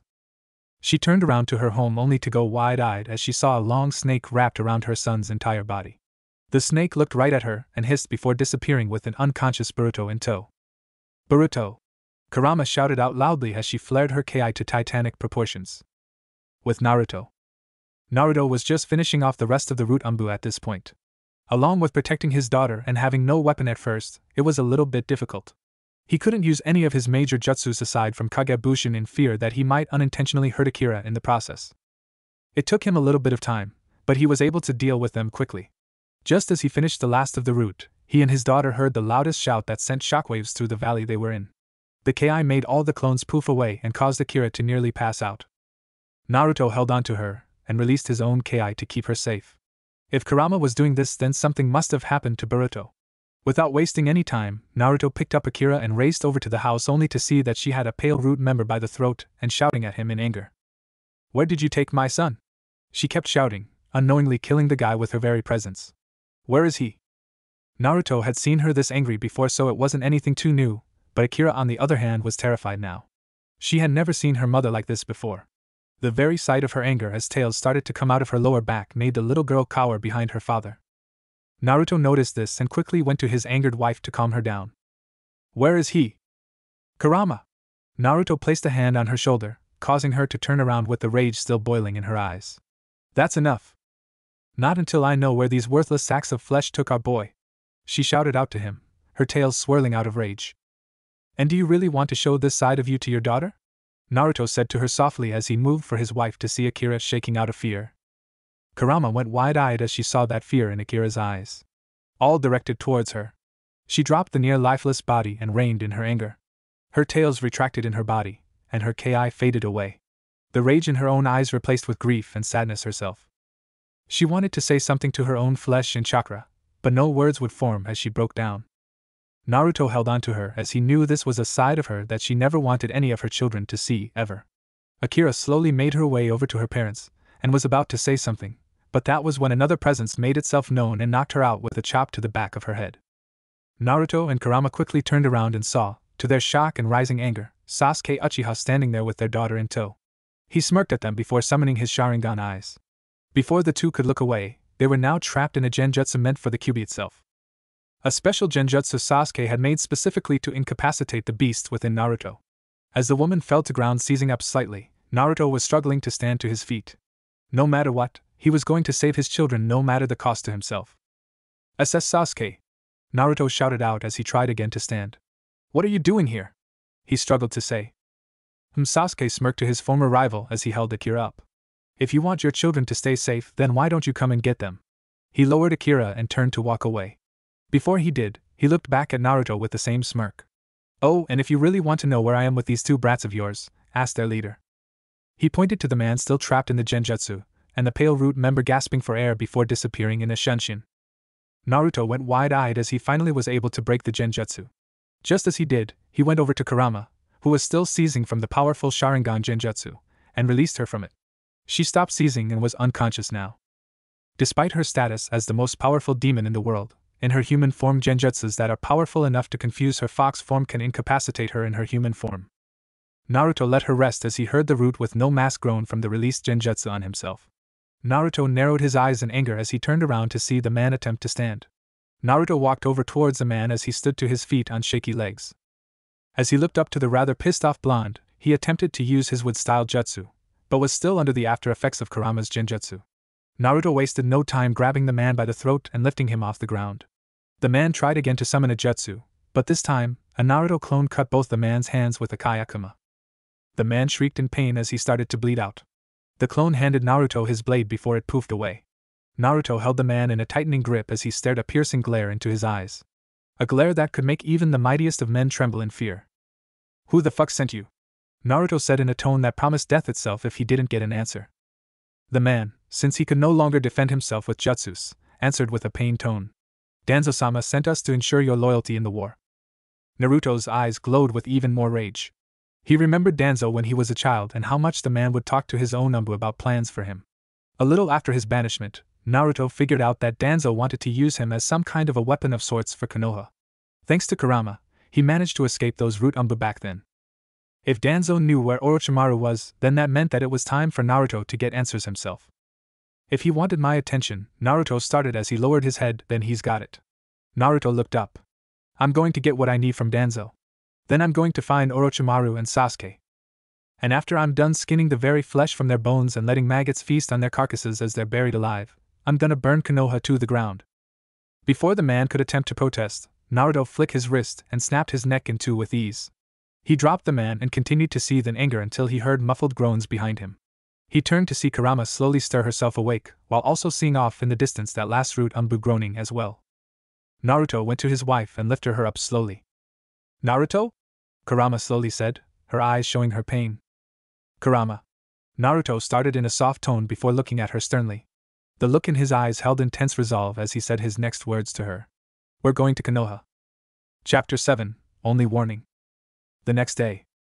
Back in Konoha, things have been escalating among the people. Panic was starting to spread from an impending attack and Kakashi was really starting to dread any and all signs of it all. The people of Konoha were in a state of misery, as they simply counted the days until the attack from Orochimaru and his forces.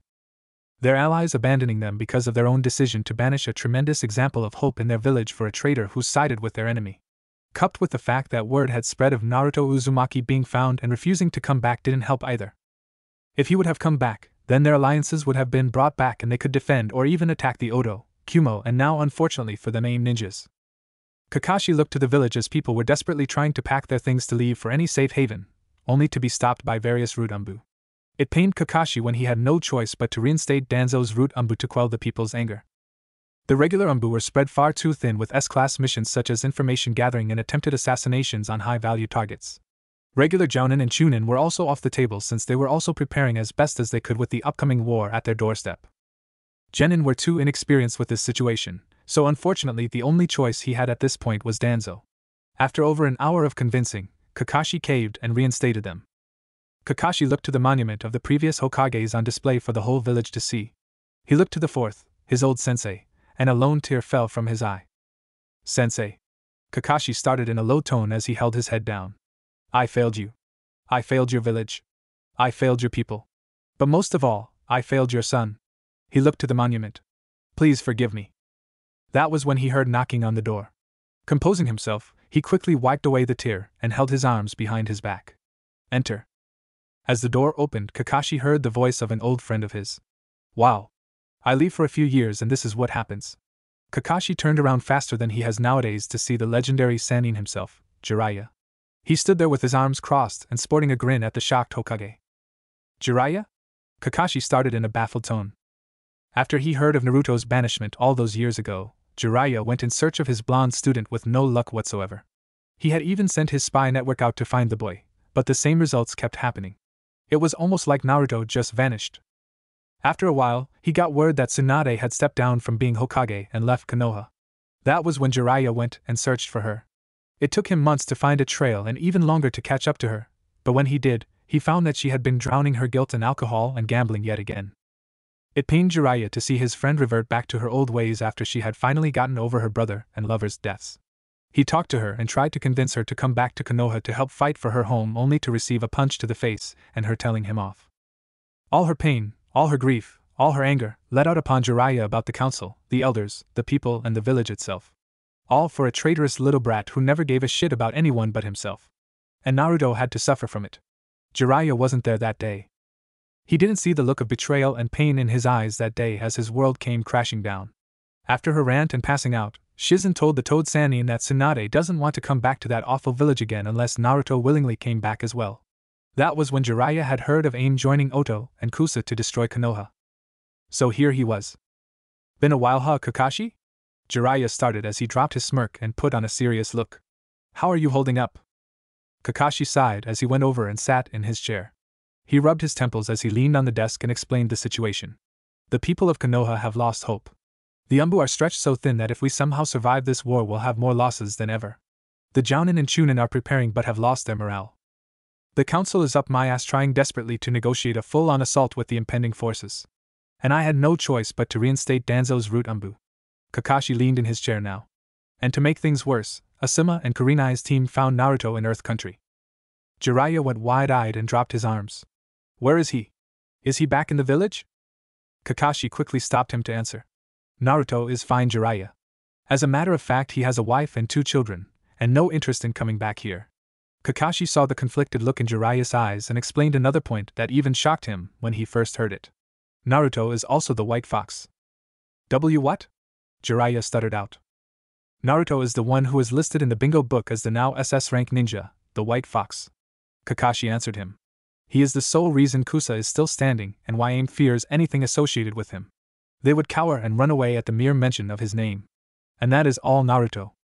Jiraiya was jaw-dropped at hearing all of this. Not only has his former student's son been banished and lived with his own family, but he was also known as the infamous White Fox. How did all of this come to be? How? Front gate. As everyone was being dispersed from the gate by the Root Umbu, the 2 guards were back to watching any and all movements outside of the village. While they were there, they did notice the Root Umbu earlier and were sick to think that those bastards were able to be brought back. It made their blood boil, but they knew that times were tougher than ever before. They looked to each other and sighed in frustration before noticing a rustling sound not too far from them. They immediately went on high alert only to see a few rabbits scurrying out. They relaxed for a moment, but that was short-lived when 2 figures just appeared out of a red-flamed shunshin in front of them. What the hell? One of the guards said as he took out a kunai. The other did as well, but their caution turned to fear when they saw who was in front of them. Standing there in a blood-red coat reaching past his knees, black ninja cargo pants with a dark red undershirt, black ninja shoes and his signature white mask stood the infamously known White Fox. A woman was standing next to him. She wore a similar outfit to the White Fox, only her coat was a dark crimson color, the same as her eyes. Her long red hair was tied up in a ponytail. They both wielded swords on their backs. The White Fox with his signature Akayakuma that was said to be the soul of an actual demon that only someone with an evil soul could wield. The woman carried a short sword in a black sheath. The handle was a dark crimson color with a bright red guard. The 2 guards tensed at the sight of the White Fox, and could only stand there and pray that he wasn't here for a fight. The White Fox looked to the 2 and shook his head slightly before turning to the woman. Let's go, he said to her, which earned him a nod. The 2 went for the entrance but was stopped when both men stood in front of them, ready to defend their home even if it meant their lives. Both the White Fox and the woman stopped in front of the 2. They would have just tossed these 2 aside like trash, but they wanted to bide their time when it came to the village. They wanted to make the villagers feel some type of security before ripping it away completely. Instead of doing anything to them, both the White Fox and the woman simply moved so fast behind the 2 and knocked them out with a quick chop to the back of the neck.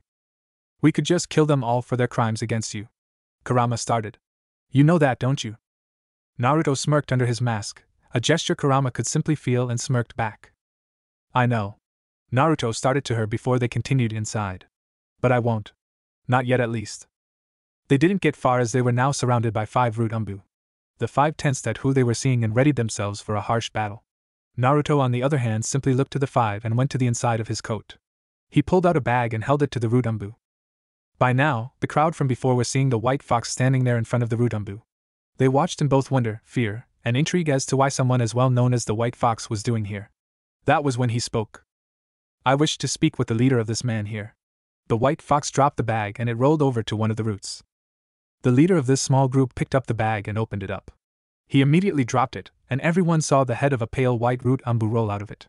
The umbu and civilians looked to the white fox with terror in their eyes and in their body language. I'll only say this one time and one time only. The white fox said in a tone that bordered no argument. Where is Danzo? The root umbu stood stiff and were about to possibly cave under the killing intent that was radiating from him. That was when a certain, pink-haired teen ran out of the crowd and stood there behind the root.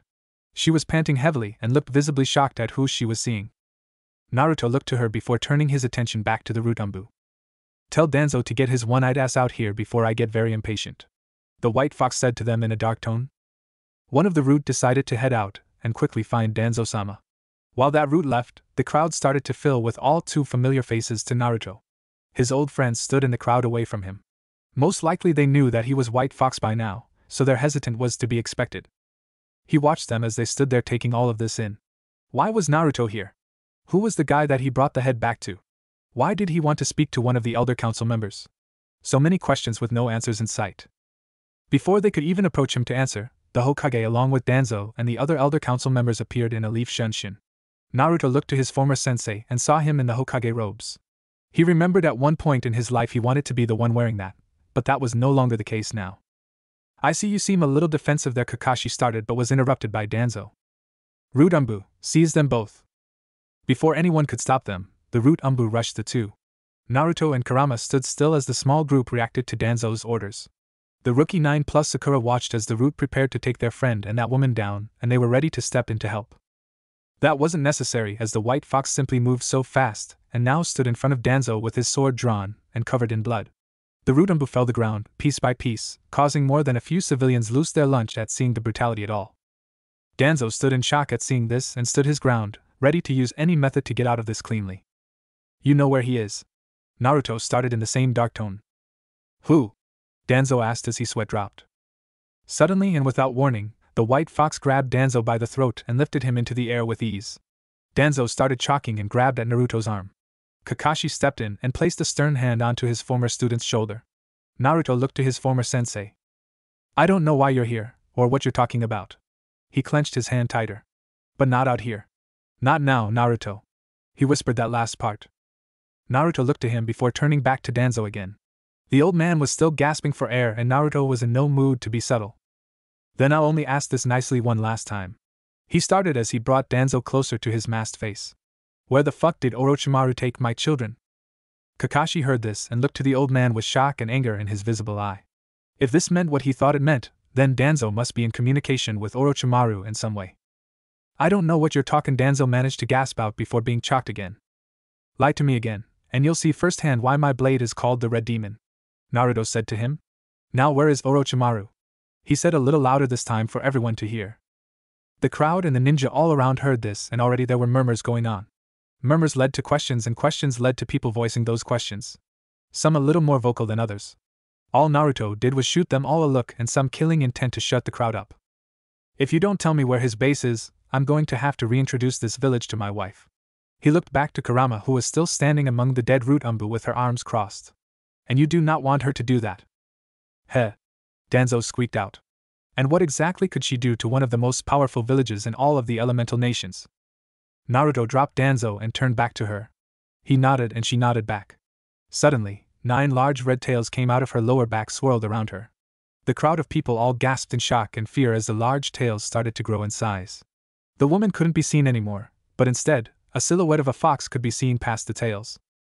Everyone with the exception of Naruto, of course, quaked in fear as the tails finished growing and separated from the body. There stood the 9-tailed fox itself. There were screams of terror and people scattering away in fear to get away from the monster that nearly destroyed their home almost 2 decades ago. Kakashi stood there absolutely flabbergasted at what he was seeing. He remembered the night of the Kyuubi attack that night, and prayed that he would never bear witness to that kind of brutality ever again. Now unfortunately, he would be known as the Hokage that let the Kyuubi destroy Konohagakure. Danzo was still on the ground, but his eye was completely glued to the tailed beast in front of him. All his planning, all his scheming, all the dirty tricks and secret agendas, and all of that now gone in just one moment. His plans for a stronger Konohagakure vanished as the Kyuubi no Kitsune would destroy his precious village. That was when he had one last-ditch effort to ensure his village's safety. "Wait!" he shouted, getting the Naruto's attention.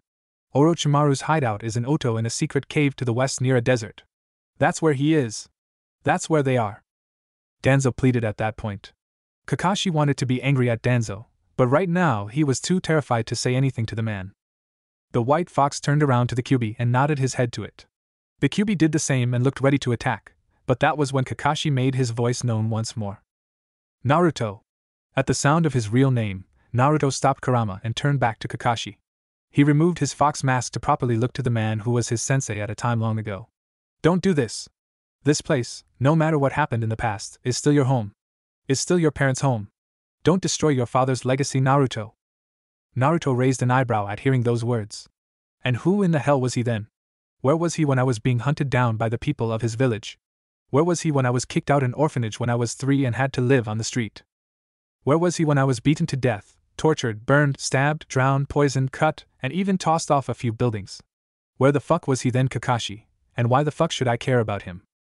Because he was Minato Namikaze, last member of the Namikaze name, husband of the last Uzumaki, Kushina Uzumaki, and the 4th Hokage. Kakashi yelled out, hoping that this would change Naruto's mind about destroying the village and hopefully come to his senses to help in the war. Naruto went wide-eyed at hearing this information. He looked to the Hokage mountain and saw the 4th there looking towards the village. His village. That was when he clenched his fist and gritted his teeth in anger. Now that he knows who his father was and that he was in fact the one Naruto hated the most growing up, his anger was amplified even more. When he was a kid, it didn't take him long to figure out that something was wrong when people said he was the reason the 4th died. For a while, Naruto didn't know what they meant until he slipped into a library and read on the 4th's sacrifice to stop the Kyuubi. It was said that he sealed the Kyuubi inside of a baby at the time, but didn't specify which one. It didn't take long for Naruto to figure out that it must have been him. He was born the same day as the Kyuubi's defeat, so it only made sense. He hated the 4th for burdening him with this, and causing the people of the village to see him the way they did. Now, to find out that the 4th was his father, that was the last straw. Naruto reined in on his anger and looked to Kakashi. Kakashi thought that his tactic worked and Naruto would want to preserve and save his legacy. Even Jiraiya, who was up on top of a large building watching everything at this moment, was hopeful of his student now. He would make up for the hardships Naruto went through this time around and earn his former student Minato's forgiveness. Naruto took a deep breath, then turned to Kurama. She looked down to him with a visible worry to her crimson eyes. She knew of Naruto's hatred and anger towards the 4th, and now towards his own father. She hoped that her husband wouldn't fall like this and willingly go back to the very village he vowed to her never to return to. That worry turned to surprise, then a vicious glare when Naruto motioned to the mountain of the Hokages. Kurama wasted no time looking to the mountain and charged up her own attack. "Naruto, no!" Kakashi and now Jiraiya shouted, but were too late as the Kyuubi fired a beam of condensed energy directly at the 4th's head. The beam went through and kept going, destroying the 4th Hokage's head and anything in its path.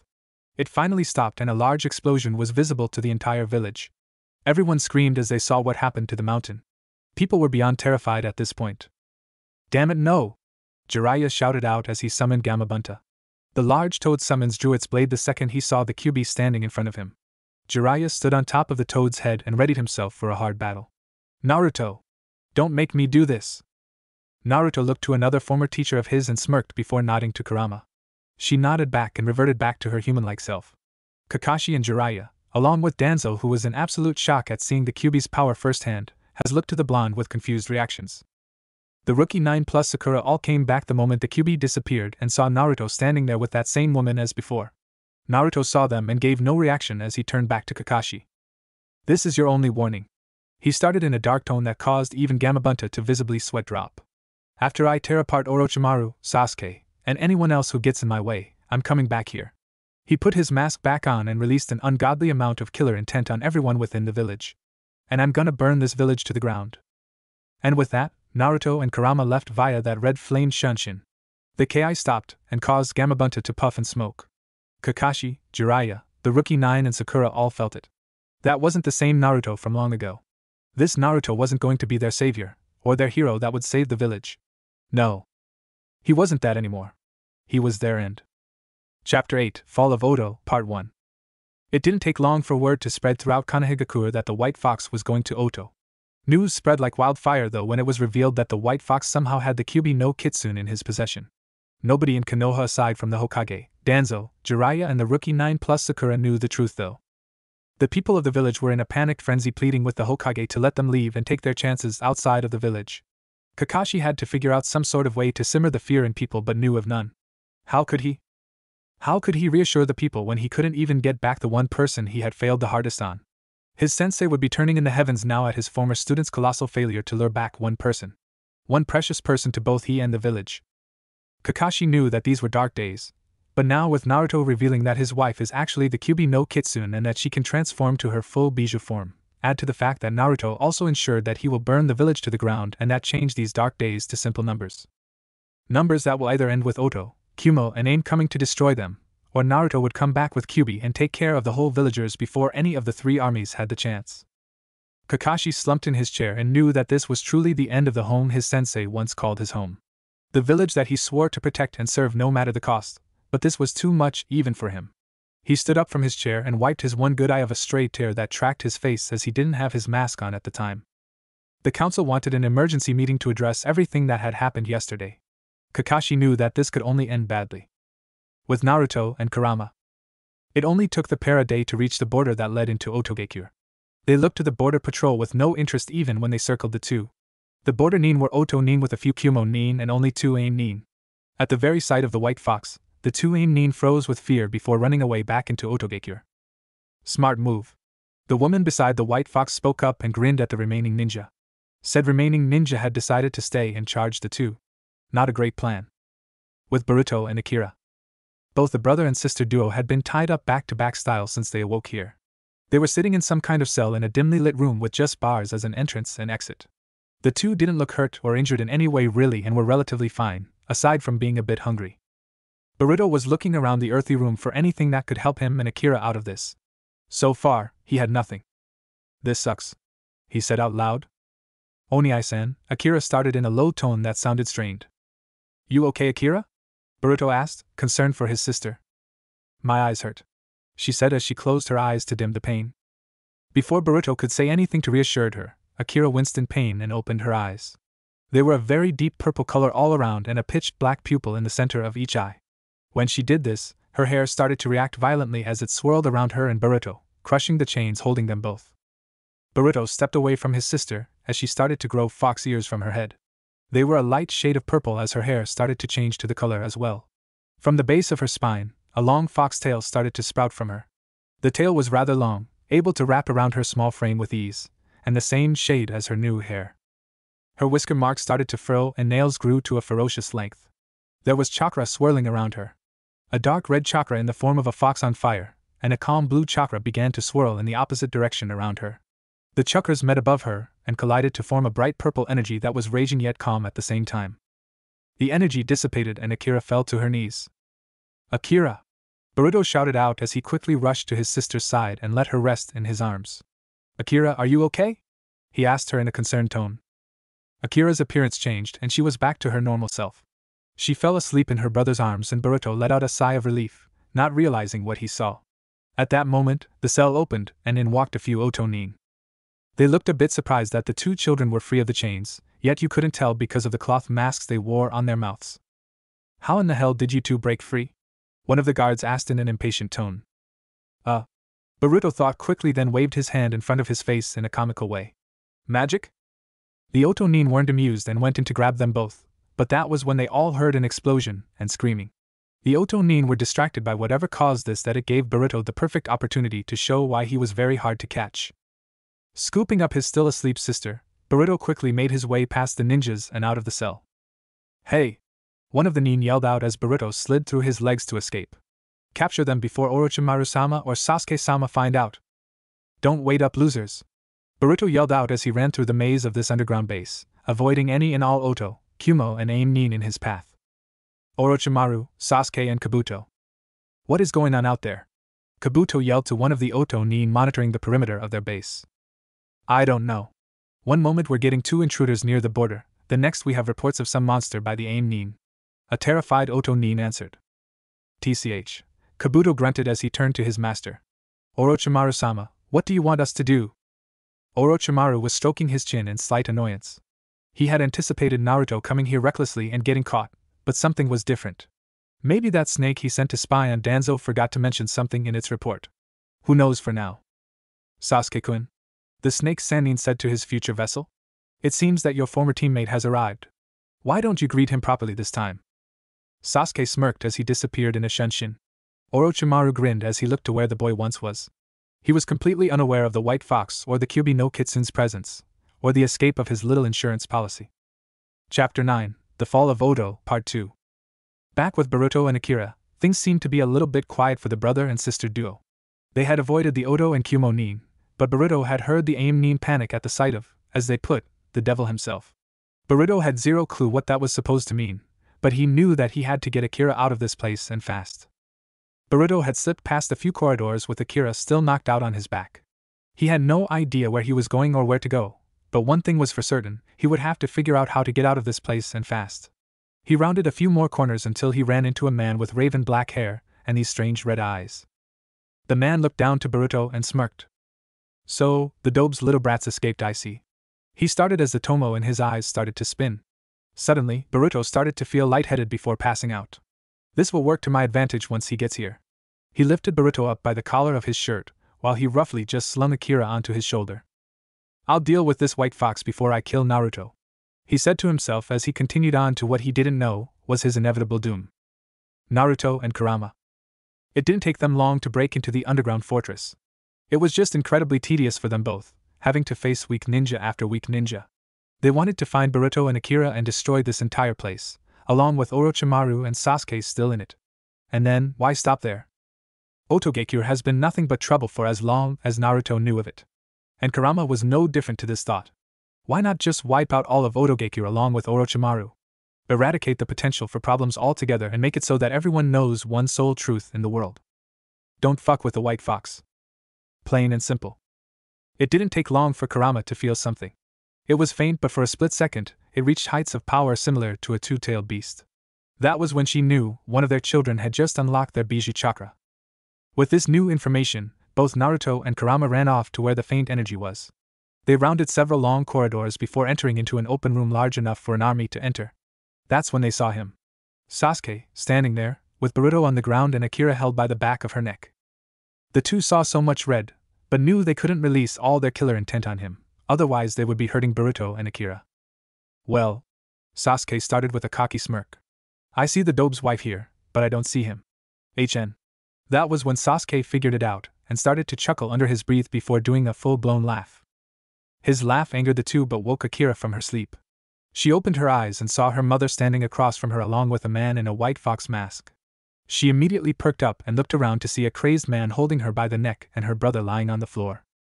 Oni-san! Akira yelled out as she tried to break out of the man's iron grip. She looked over to her mother with pleading eyes. Oka-san! It's okay, sweetie, Kurama said to her in a kind and motherly tone. Oka-san and Tu-san are here now. Don't worry about a thing, my little fox. Sasuke simply smirked at the words, confirming what he had just figured out. So, he started as he lifted Akira up by her neck as she struggled. The Dobe became the so-called infamous White Fox, and had a few little brats since I defeated you all those years ago. Why don't you show your face to me before I kill your precious little fox? Naruto gritted his teeth as he took his mask off. He stared daggers at the Uchiha and was struggling to hold off his attack for fear of hitting Akira. Speaking of Akira, she was a little bit surprised to see her father was the White Fox, but at the same time she was happy. She knew that he can and he will save her, no doubt about that. Tu-san, Akira said with a smile on her face. Naruto smiled at her. It's okay, Akira. Daddy's here. Sasuke smirked as he was silently preparing a Chidori right this second. He wanted Naruto to witness true pain and loss before he started this fight. This would be so satisfying for him to truly get revenge on his once teammate and rival turned bitter, hated enemy. Just as Naruto was about to make his move, Sasuke did it. He plunged his Chidori right into Akira's back and listened to her cries of pain. Naruto and Kurama went wide-eyed and were in absolute shock at what they were seeing. Akira! They both shouted out as Sasuke dropped her on the ground the moment the little girl went limp in his hand. He threw her towards them, and as quickly as they could, Kurama caught her. They were in horror at the massive hole that was now in her back, and Sasuke started to laugh maniacally. Before any tears could be shed though, Kurama could feel the Bijuu chakra rushing to the wound in her daughter. "How does it feel though?" Sasuke barked out as he had assumed he had one. "Naruto," Kurama said to her husband in a whisper and motioned to the now healing wound. "How does it feel to lose someone close to you and there's not a damn thing you can do about it?" Sasuke continued, this time waking up Boruto. The boy looked over to where he saw his mother and father and rushed over to them. Sasuke didn't bother to stop, an ego thing most likely. "Akira!" Boruto yelled out as he went over and knelt down to see his sister healing with that weird purple chakra. "Hey, that's the same chakra from before." "Before?" Naruto asked his son, ignoring the laughs and boasting from Sasuke, who apparently couldn't see that Akira was healing herself. "Yeah. While we were tied up, she said her eyes were hurting, then she just freaked out on me," Boruto explained. "Her Bijuu energy," Kurama started, getting Naruto's attention. "Akira's Bijuu energy must have been activated during that time of great stress. Meaning that she has tailed beast inside of her." Naruto finished his wife's statement. "Yes," Kurama answered with a nod and a smile. "She's gonna be okay. Take care of your old teammate Naruto. And this time, wreak havoc." Naruto smiled to her and nodded before turning to his son. "Boruto, stay with your mother and sister." He stood up and turned to Sasuke, sword drawn. "I'll end this in an instant." Next chapter is the last part of the fall of Oto. There you will see Naruto do what Kurama told him to do, wreak havoc. Chapter 10, The Fall of Oto, Finale. Naruto looked straight at Sasuke with a sinister look in his eyes. A look that Sasuke didn't think that Naruto of all people was capable of doing. The blonde gave the last Uchiha a smirk, a devilish smirk. A smirk that sent a shiver up Sasuke's spine. Naruto stretched a few times before slowly and methodically walking over to the now fearful Sasuke. The Uchiha, in turn, assumed that this was just grief and anger from his old rival killing his daughter. Unfortunately for him though, Naruto was more or less thrilled instead of angry. This would be the last time the two would fight. The last time the Uchiha would be seen by anyone. The last time that he would draw a breath. Without wasting any time, Naruto drew his sword and continued to walk towards Sasuke. Sasuke drew his blade and took his stance, that sly smirk on face to paint his ego perfectly. Naruto didn't bother to even raise his blade to block as Sasuke lunged towards him, swinging his sword at the blonde with ferocity and power. Naruto simply dodged with ease and a look of boredom on his face. After all this time since their last, near-life-threatening battle, this was all Sasuke could do. It was beyond pathetic really, it was downright sad in Naruto's opinion. Sasuke was getting frustrated and decided to step it up a notch. His blade was covered in lightning, and he started to move faster. To anyone else, it would look like a blur, but to Naruto, it looked like Sasuke went from the speed of an old man to the speed of a child swinging a stick around. Pathetic. Naruto almost pitied him as he still lazily dodged all of Sasuke's strikes. Sasuke took a step back when he saw Naruto take a step forward and landed on the other side of the room. His thoughts of pure confusion as to how the dobe obtained such power. He deserved this power and would do anything to obtain it. He activated his Sharingan and took a stance to realize that Naruto was just gone. He looked around before feeling a fist connect to the left side of his jaw and sent him flying to the other end of the room. Sasuke caught himself midair and was met with a knee to the chin, sending him skyward for a moment. Sasuke tried and failed to catch himself as Naruto appeared in front of him and kicked him back down to the ground with enough force to leave a fairly large crater. Naruto dropped down with his sword pointed downward to finish off the Uchiha only to be met by his second curse mark form. Naruto dodged Sasuke's attacks and had to block the even more ferocious attacks the Uchiha was giving him. This was a little more interesting to Naruto but not by much really. He hasn't been this bored in a fight since he slaughtered those Nin back during the war. Sasuke could still tell that Naruto was holding back, if not just mildly interested in this fight. He would have to use his entire arsenal of tricks to defeat the blonde, and that would start with what defeated him only a few days ago. He activated his Genjutsu, expecting it to incapacitate Naruto once again, only this time, Naruto smirked at his foolish attempts. He raised his blade to Sasuke and the Uchiha saw the glowing red blade and showed that the blood-red eyes was glowing and moving around. "My blade and the demon within it aren't very impressed with your Genjutsu skills, Sasuke." Naruto started as he walked over to the stunned Uchiha. "Akai Akuma is a demonic blade that feeds off of negative energy and blood. Your negative energy, anger, doubt, frustration, fear, is doing a very fine job of feeding him. Now it's time he feeds on fresh Uchiha blood." Before Sasuke could make a retort, Naruto had already disappeared at speeds even the Sharingan couldn't track. He looked around for a moment before feeling a very sharp and sudden pain on his back. He looked behind him and saw that his two hand wings had been sliced clean off. The blood was flowing from his wound and covering the ground behind him. He yelled in pain only to later on feel his entire right arm severed from his body. The fresh blood fell to the ground and he had no time to prepare for what came next. Naruto stood in front of his kneeling, bleeding out form, and decided to add insult to injury. With one swift motion, Naruto ripped out Sasuke's precious eyes and held them in his hand. Sasuke screamed in pain before collapsing and holding the sockets where his eyes used to be. The pain in his back and arms were nothing compared to the pain he was feeling now. It was so unbearable that he passed out. Naruto held the eyes in his hand and grinned at an idea he had for later. He put the eyes in a sealing scroll before pocketing it. He looked down at Sasuke's unconscious form and smirked down to him. Now you'll see the world like I used to see it as a child. Darkness and despair, but don't worry, Sasuke. You won't be feeling anything later after I'm done with your master. Naruto walked over to his family, and smiled warmly at his wife and chuckled a bit at his jaw-dropped son. He then looked down to Akira and noticed that she was stirring a bit. My. A new voice rang out from behind them. Naruto turned and saw the snake himself standing near the downed Sasuke with a smirk on his face. I had such high hopes for you, Sasuke, but oh well. I suppose I'll have to acquire a new vessel, and one of those children should do well. I've been waiting a long time for this, Orochimaru. Kurama started as she stood up, while Naruto took Akira. Oh? Orochimaru raised a brow at this woman. And who might you be, if I may ask? Kurama decided to show instead of tell, and boy, the look on the snake's face was priceless once she revealed her large red tails. Orochimaru backed away as he realized all too late that he made a grave mistake. He hadn't just angered Naruto and a random woman. He angered Naruto and the Kyuubi no Kitsune. Before he could retreat, he felt a sharp pain through his chest as Kurama shoved her tail through him. He coughed up blood and looked at her crimson eyes as she said to him in a near whisper. You will feel the very fires of hell engulf your entire being for committing the ultimate sin to any mother. She continued even when Orochimaru started to pass out from blood loss. You, the bastard Uchiha, and all of Oto will burn till even the ash disappears, but you two will burn in the one place you deserve to be in.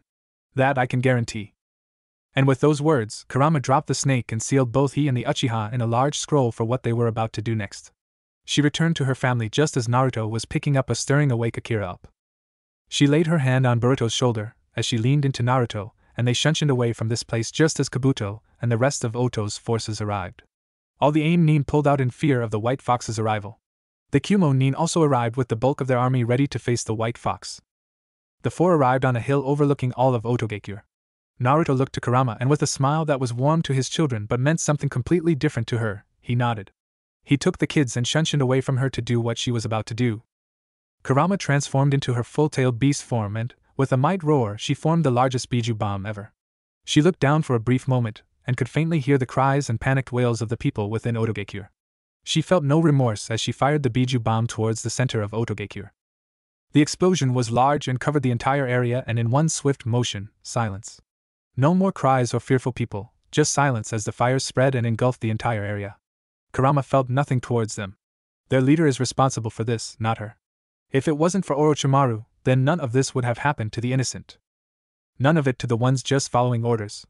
None of it to the mothers and fathers as they clutched their children when the oblivion swept across them. Kurama felt nothing, as she knew her husband didn't as well. She changed back to her human form and shunshined away to be with her family.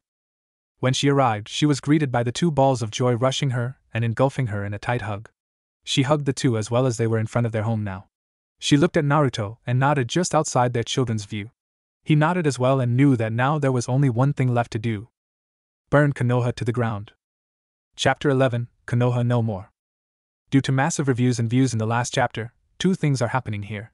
1. Due to most of everyone aside from only a few, I won't kill off everyone in Konoha. And 2. Well, you'll have to get to the end to see that. Enjoy. It didn't take long for word to reach all around the elemental nations of what happened to Oto.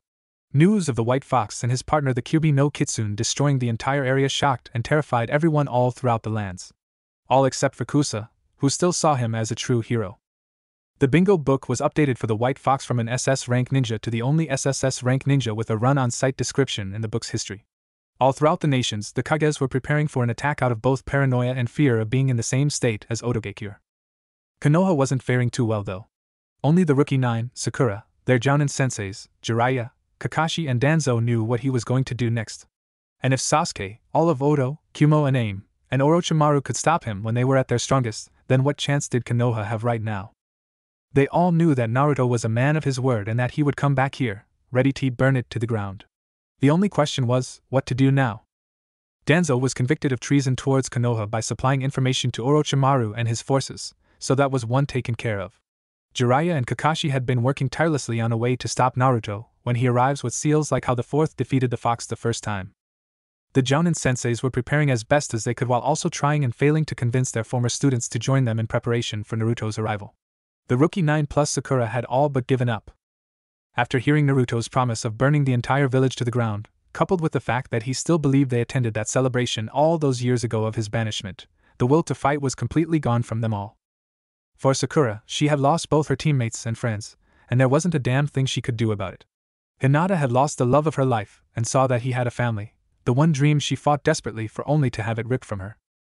Shikamaru and Choji felt as if the only thing to do now was just spend as much time together watching the clouds than anything else now. Kiba and Akamaru just stayed with their family and hoped that it would be quick.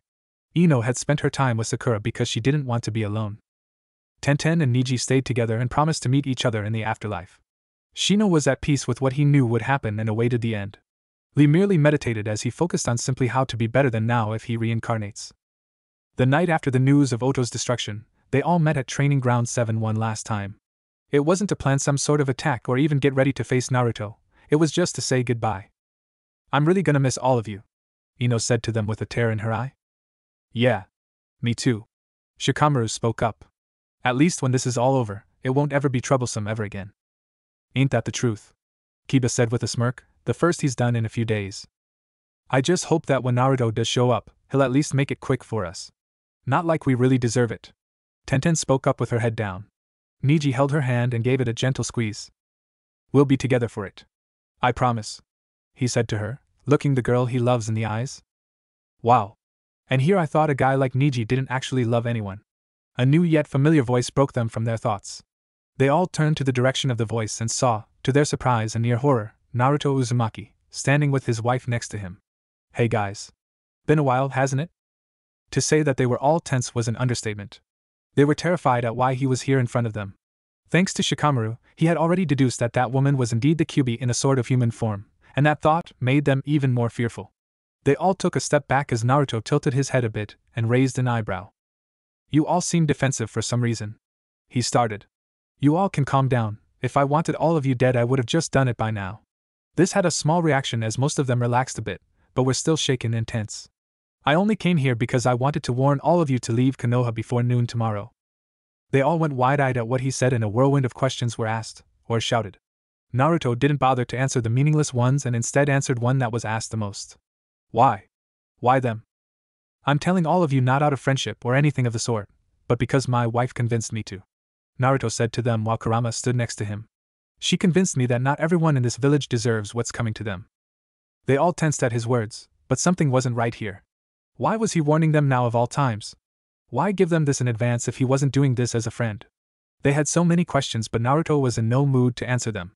He turned around to walk away along with Kurama only to be stopped by a certain, lavender-haired girl.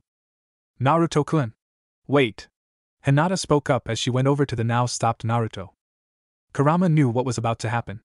Unlike Naruto at the time of his younger years, she picked up on the Hyuga girl's crush on her blonde vessel.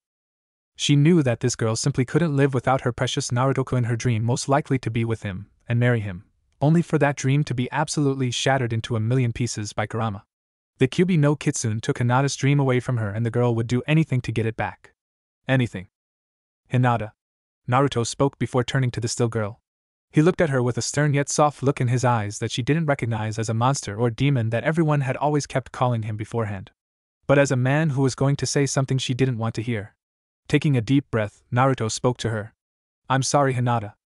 But I can't be with you. My heart belongs to Kurama, my wife, my love." He held out his hand to the demoness, and she took it with a gentle hand. "I'm sorry, but this is who my heart belongs to. Her and my children are the most important thing in my life. Goodbye, Hinata. But, and an Narity too." She stuttered out as the tears in her eyes fell in droves. "I love you." "I know." He started to her. "But I can't return that love the way you want me to. This is all I can give you. Go and live. For me." Before any of them could say anything, Naruto and Kurama were gone in a red-flamed shunshin, leaving a sobbing Hinata along with an equally distraught group right behind her. The next day, 11:50. Kakashi was sitting in his chair inside his home and looked on to the rest of the village from his window. After word got out on Oto, he knew that the days of Konoha were truly numbered. Not by an army or some kind of powerful alliance, but by a single individual. An individual that Kakashi himself had tried and failed to help all those years ago. An individual that had every right to want Konoha to be an exact same crater-sized hole just like Otogekyou. Naruto Uzumaki. He was coming back here and he was going to do what he promised to do. Burn Konoha to the ground. Kakashi knew that he was a man of his word, and knew that this was indeed the end. Especially after he got a letter from someone in an obvious henge telling him that at noon tomorrow, the village would be no more. Of course Kakashi brought this to the council and got the response he knew would happen. Panic, outrage, wanting to bolster the Leaf's defenses, call upon someone for assistance, anything. That of course was the civilian side and elders, while the shinobi side wanted to evacuate the village and save as many people as possible. Enraged by the lack of integrity, Danzo, who pulled many strings and favors to be released, seized the opportunity to take the position of Hokage from the former Jounin. A task that proved too easy when Kakashi practically threw the hat towards the old man and stepped down, not just from the Hokage position, but also as a shinobi in general. He left the chamber after convincing most of the clan heads that this was something they weren't going to win. The original Ino Shikacho stepped down as well, along with some Inuzuka and Shibi Aburame. Of course Hayashi wasn't going to let one little demon brat and his apparent whore of a wife intimidate him, so he stayed to reap the rewards of Naruto's defeat. Danzo would have marked them as missing Nin, but he had preparation to do and a blonde weapon to leash in the morning.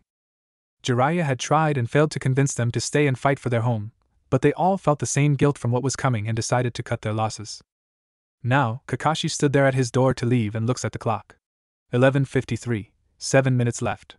He took one last look at the room he had called home for all his left and saw the picture of him and Team 7. This caused him to shed a tear in his eye as he took the headband off and placed it near the picture. Grabbing a dark blue bandana, he tied it to cover his Sharingan eye and left in civilian clothes to the north gate.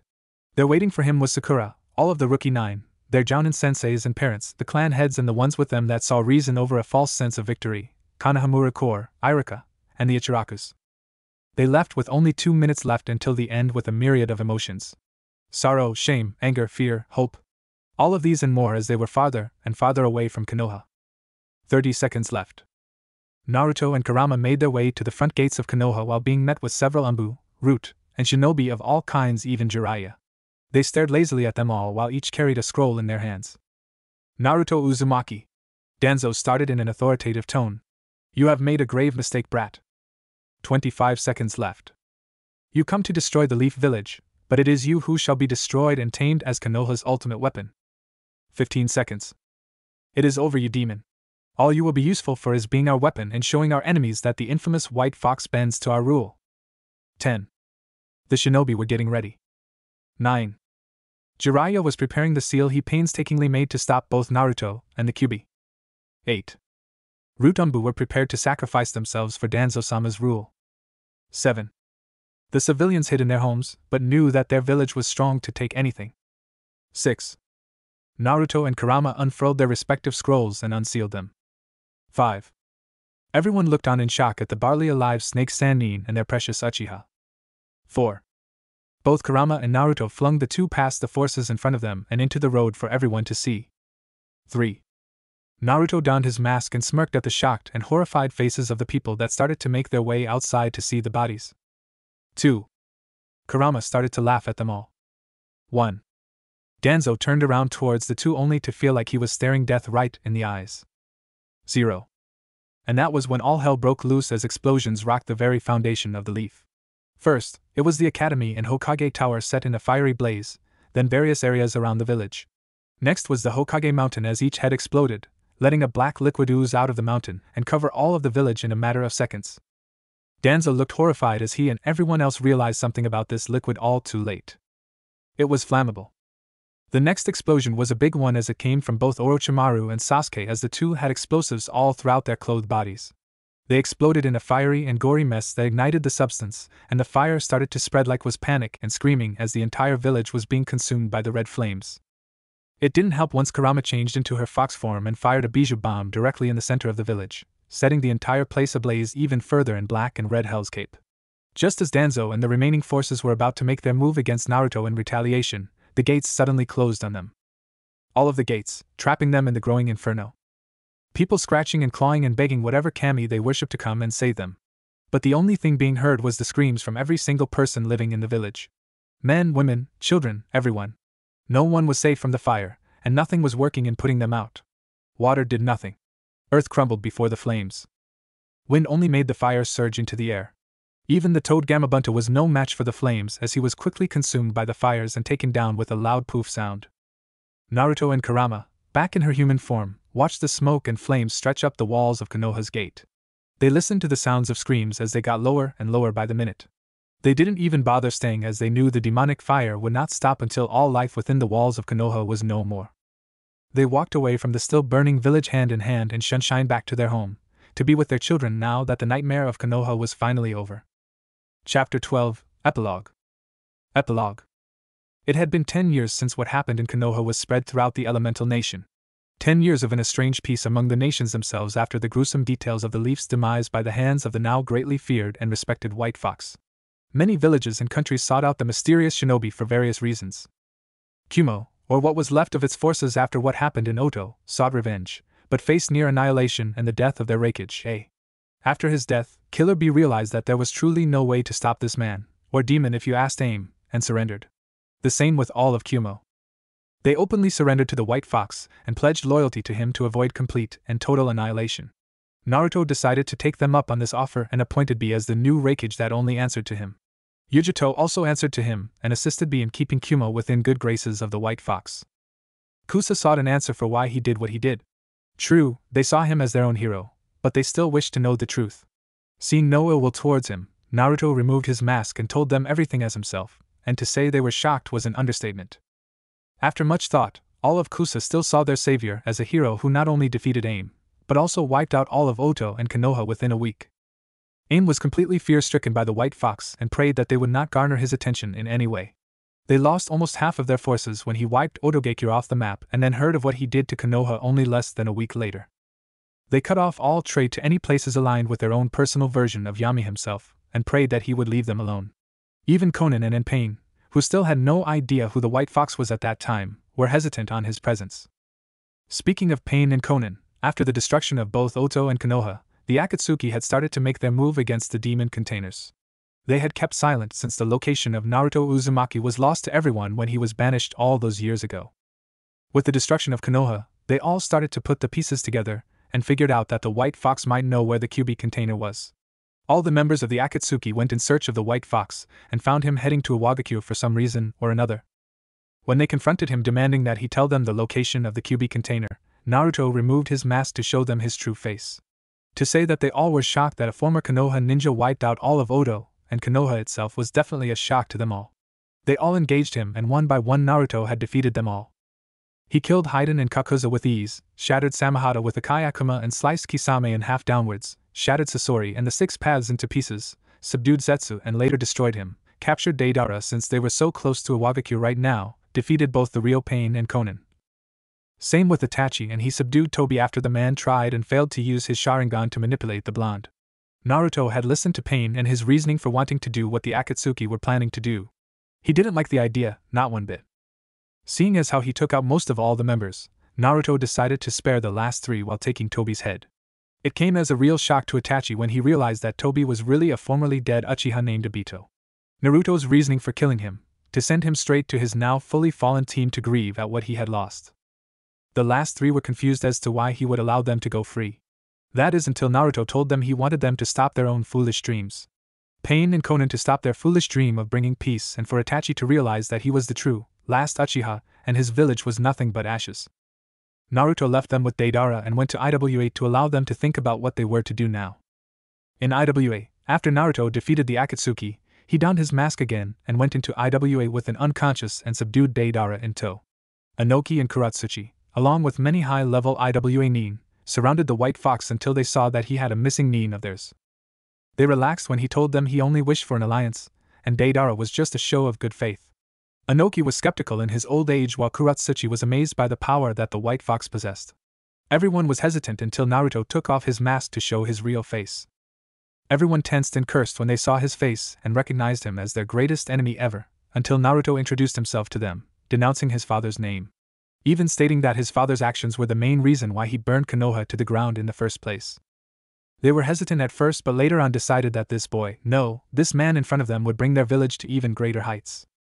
Naruto later on went to Suna and revealed himself as the White Fox to his friend Gaara. After explaining everything to the container of the one-tailed tanuki, Gaara was easily convinced to ally Suna with Naruto. Wave was next on Naruto's list. He was greeted by the people of Wave with open arms and friendly celebrations. He had offered an alliance with them as well as get the location of Uzushigakure from Tazuna. He went to the ruins of his mother's homeland and found many things that only he could access because of his heritage. He found out about seals and that some of the village was actually sealed away and hidden underground for safety. Naruto brought those buildings back to the light and was surprised to see that a library and storage building full of clan techniques and the history of the once great Uzumaki clan. Naruto found many things on his people and even found a note from his mother Kushina. It was a letter to the first container of Kurama, Mito Uzumaki, explaining that she was afraid of going to Konoha. That she was hesitant about living with Minato and leaving Yuzu to fend off their enemies without her help. And that she was fearful about what would happen if she had a child and had no choice but to transfer the Kyuubi into her/him. Naruto shed a tear at reading the letter and decided to make a true memorial stone to the fallen Uzumaki clan. He later on, with the help of the people of Wave, rebuilt Yuzu. It didn't take much to convince his family to come to the former home of the Uzumaki clan. After Naruto had successfully restored Uzushigakure, word had spread about it all. Many loyal Uchiha warriors had returned to see if the rumors were indeed true or not. They were pleasantly surprised to see that it was and that an Uzumaki had restored it. They instantly saw Naruto as their leader and even wanted to make him the Uzukage of the village. Naruto refused the offer at first, stating that he only wanted to live his days with his family and among his homeland, but after some convincing from his family, he accepted the position. Everyone from the small village in Earth Country migrated to their saver and moved into Yuzu, causing a massive boom in the population.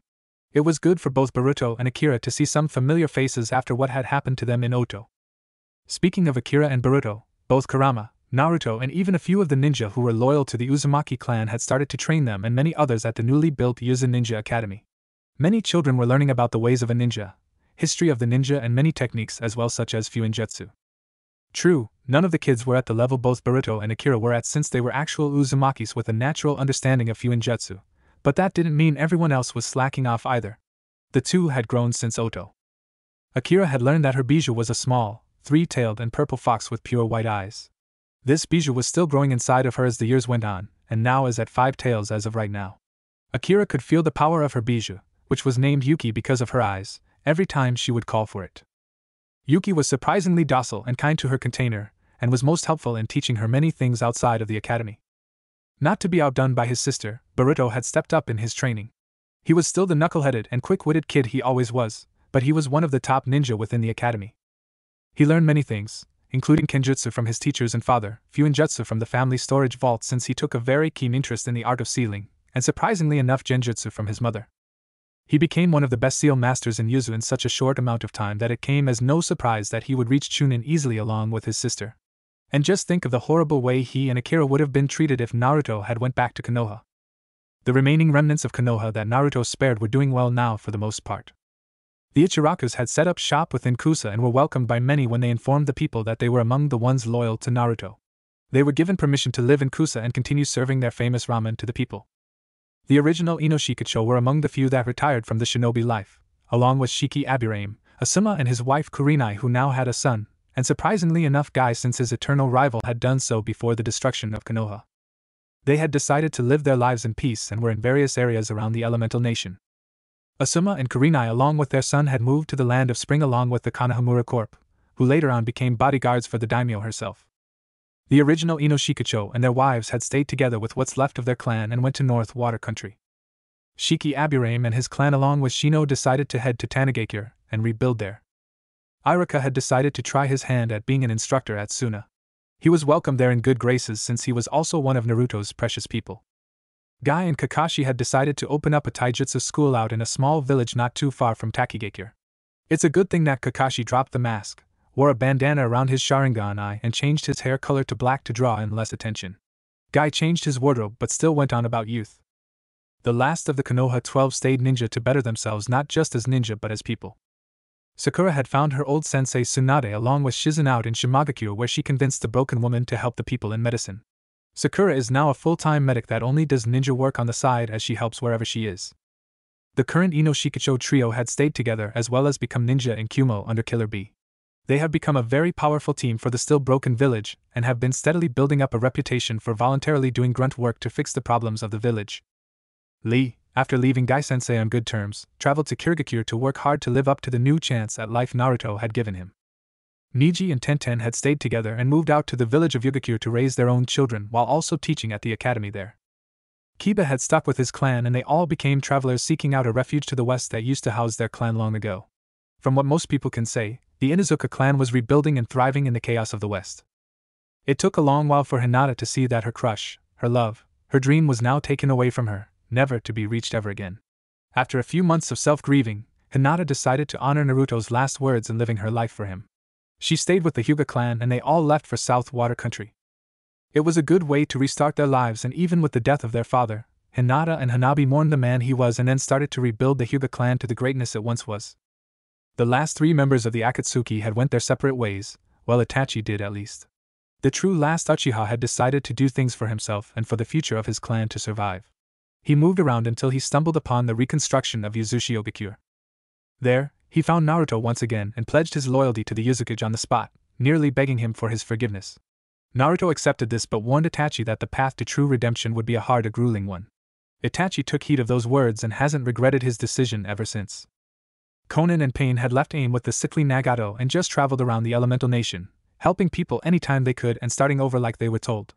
Nagato had no hatred for Naruto or what the blonde had done to his plans for peace, but he regretted never truly thanking the man for giving him this second chance. The 3 would continue to travel together for the rest of their days. Currently, Naruto was sitting at his desk in the Yuzukage's office sifting through paperwork right now. The village had been thriving with all the various alliances and trading that they had all around. Word got out that Yuzu was back and many people came seeking aid on missions one after the other, meaning that they were financially stable as well. Naruto got finished stamping the last of his paperwork and leaned back in his chair sighing. Finally finished, he said to himself as he looked out to the village of his mother. You would have been real proud, Mom. I know you would have. Before he could turn in for the day, 2 jounin and a tall purple fox with 6 tails appeared in the office via Shunshin. Boruto, who had gotten taller and was wearing a standard Yuzu headband and his classic black cargo pants and orange coat over a black shirt, and Akira, wearing an orange and red battle kimono with the Uzumaki swirl on the back, stood before their father. Hey Ota-san, Boruto said to his father while Akira smiled at her brother's antics. Just came to say that Mom's getting dinner ready and told us to remind you that it's your favorite. Naruto had a glimmer in his eyes at the thought of that ramen in his mouth and stood up quickly. Well, what are we waiting for? Let's go, he said in an excited tone that caused both his kids and the tall fox Bijou to laugh at him. They all left out the front door and left the office behind. It was a beautiful day in the village, but inside of Naruto's office, just hanging on the wall adjacent to the window overlooking the village, was the one thing that was the cause of all this change. The one thing that will exist as long as ninja exist and evil shows up once more to disrupt the peace. And that thing was the mask of the White Fox. Its legacy and bloody reputation is what will be both remembered and feared no matter how long time has passed. The White Fox shall always be remembered. What if Naruto refuses to save Konoha? Thanks for watching my video till the end. If you enjoyed this content, then do consider subscribing to my channel, and leave a like if you guys need the next part, comment down, and thanks for watching the video, and see you guys in the next video.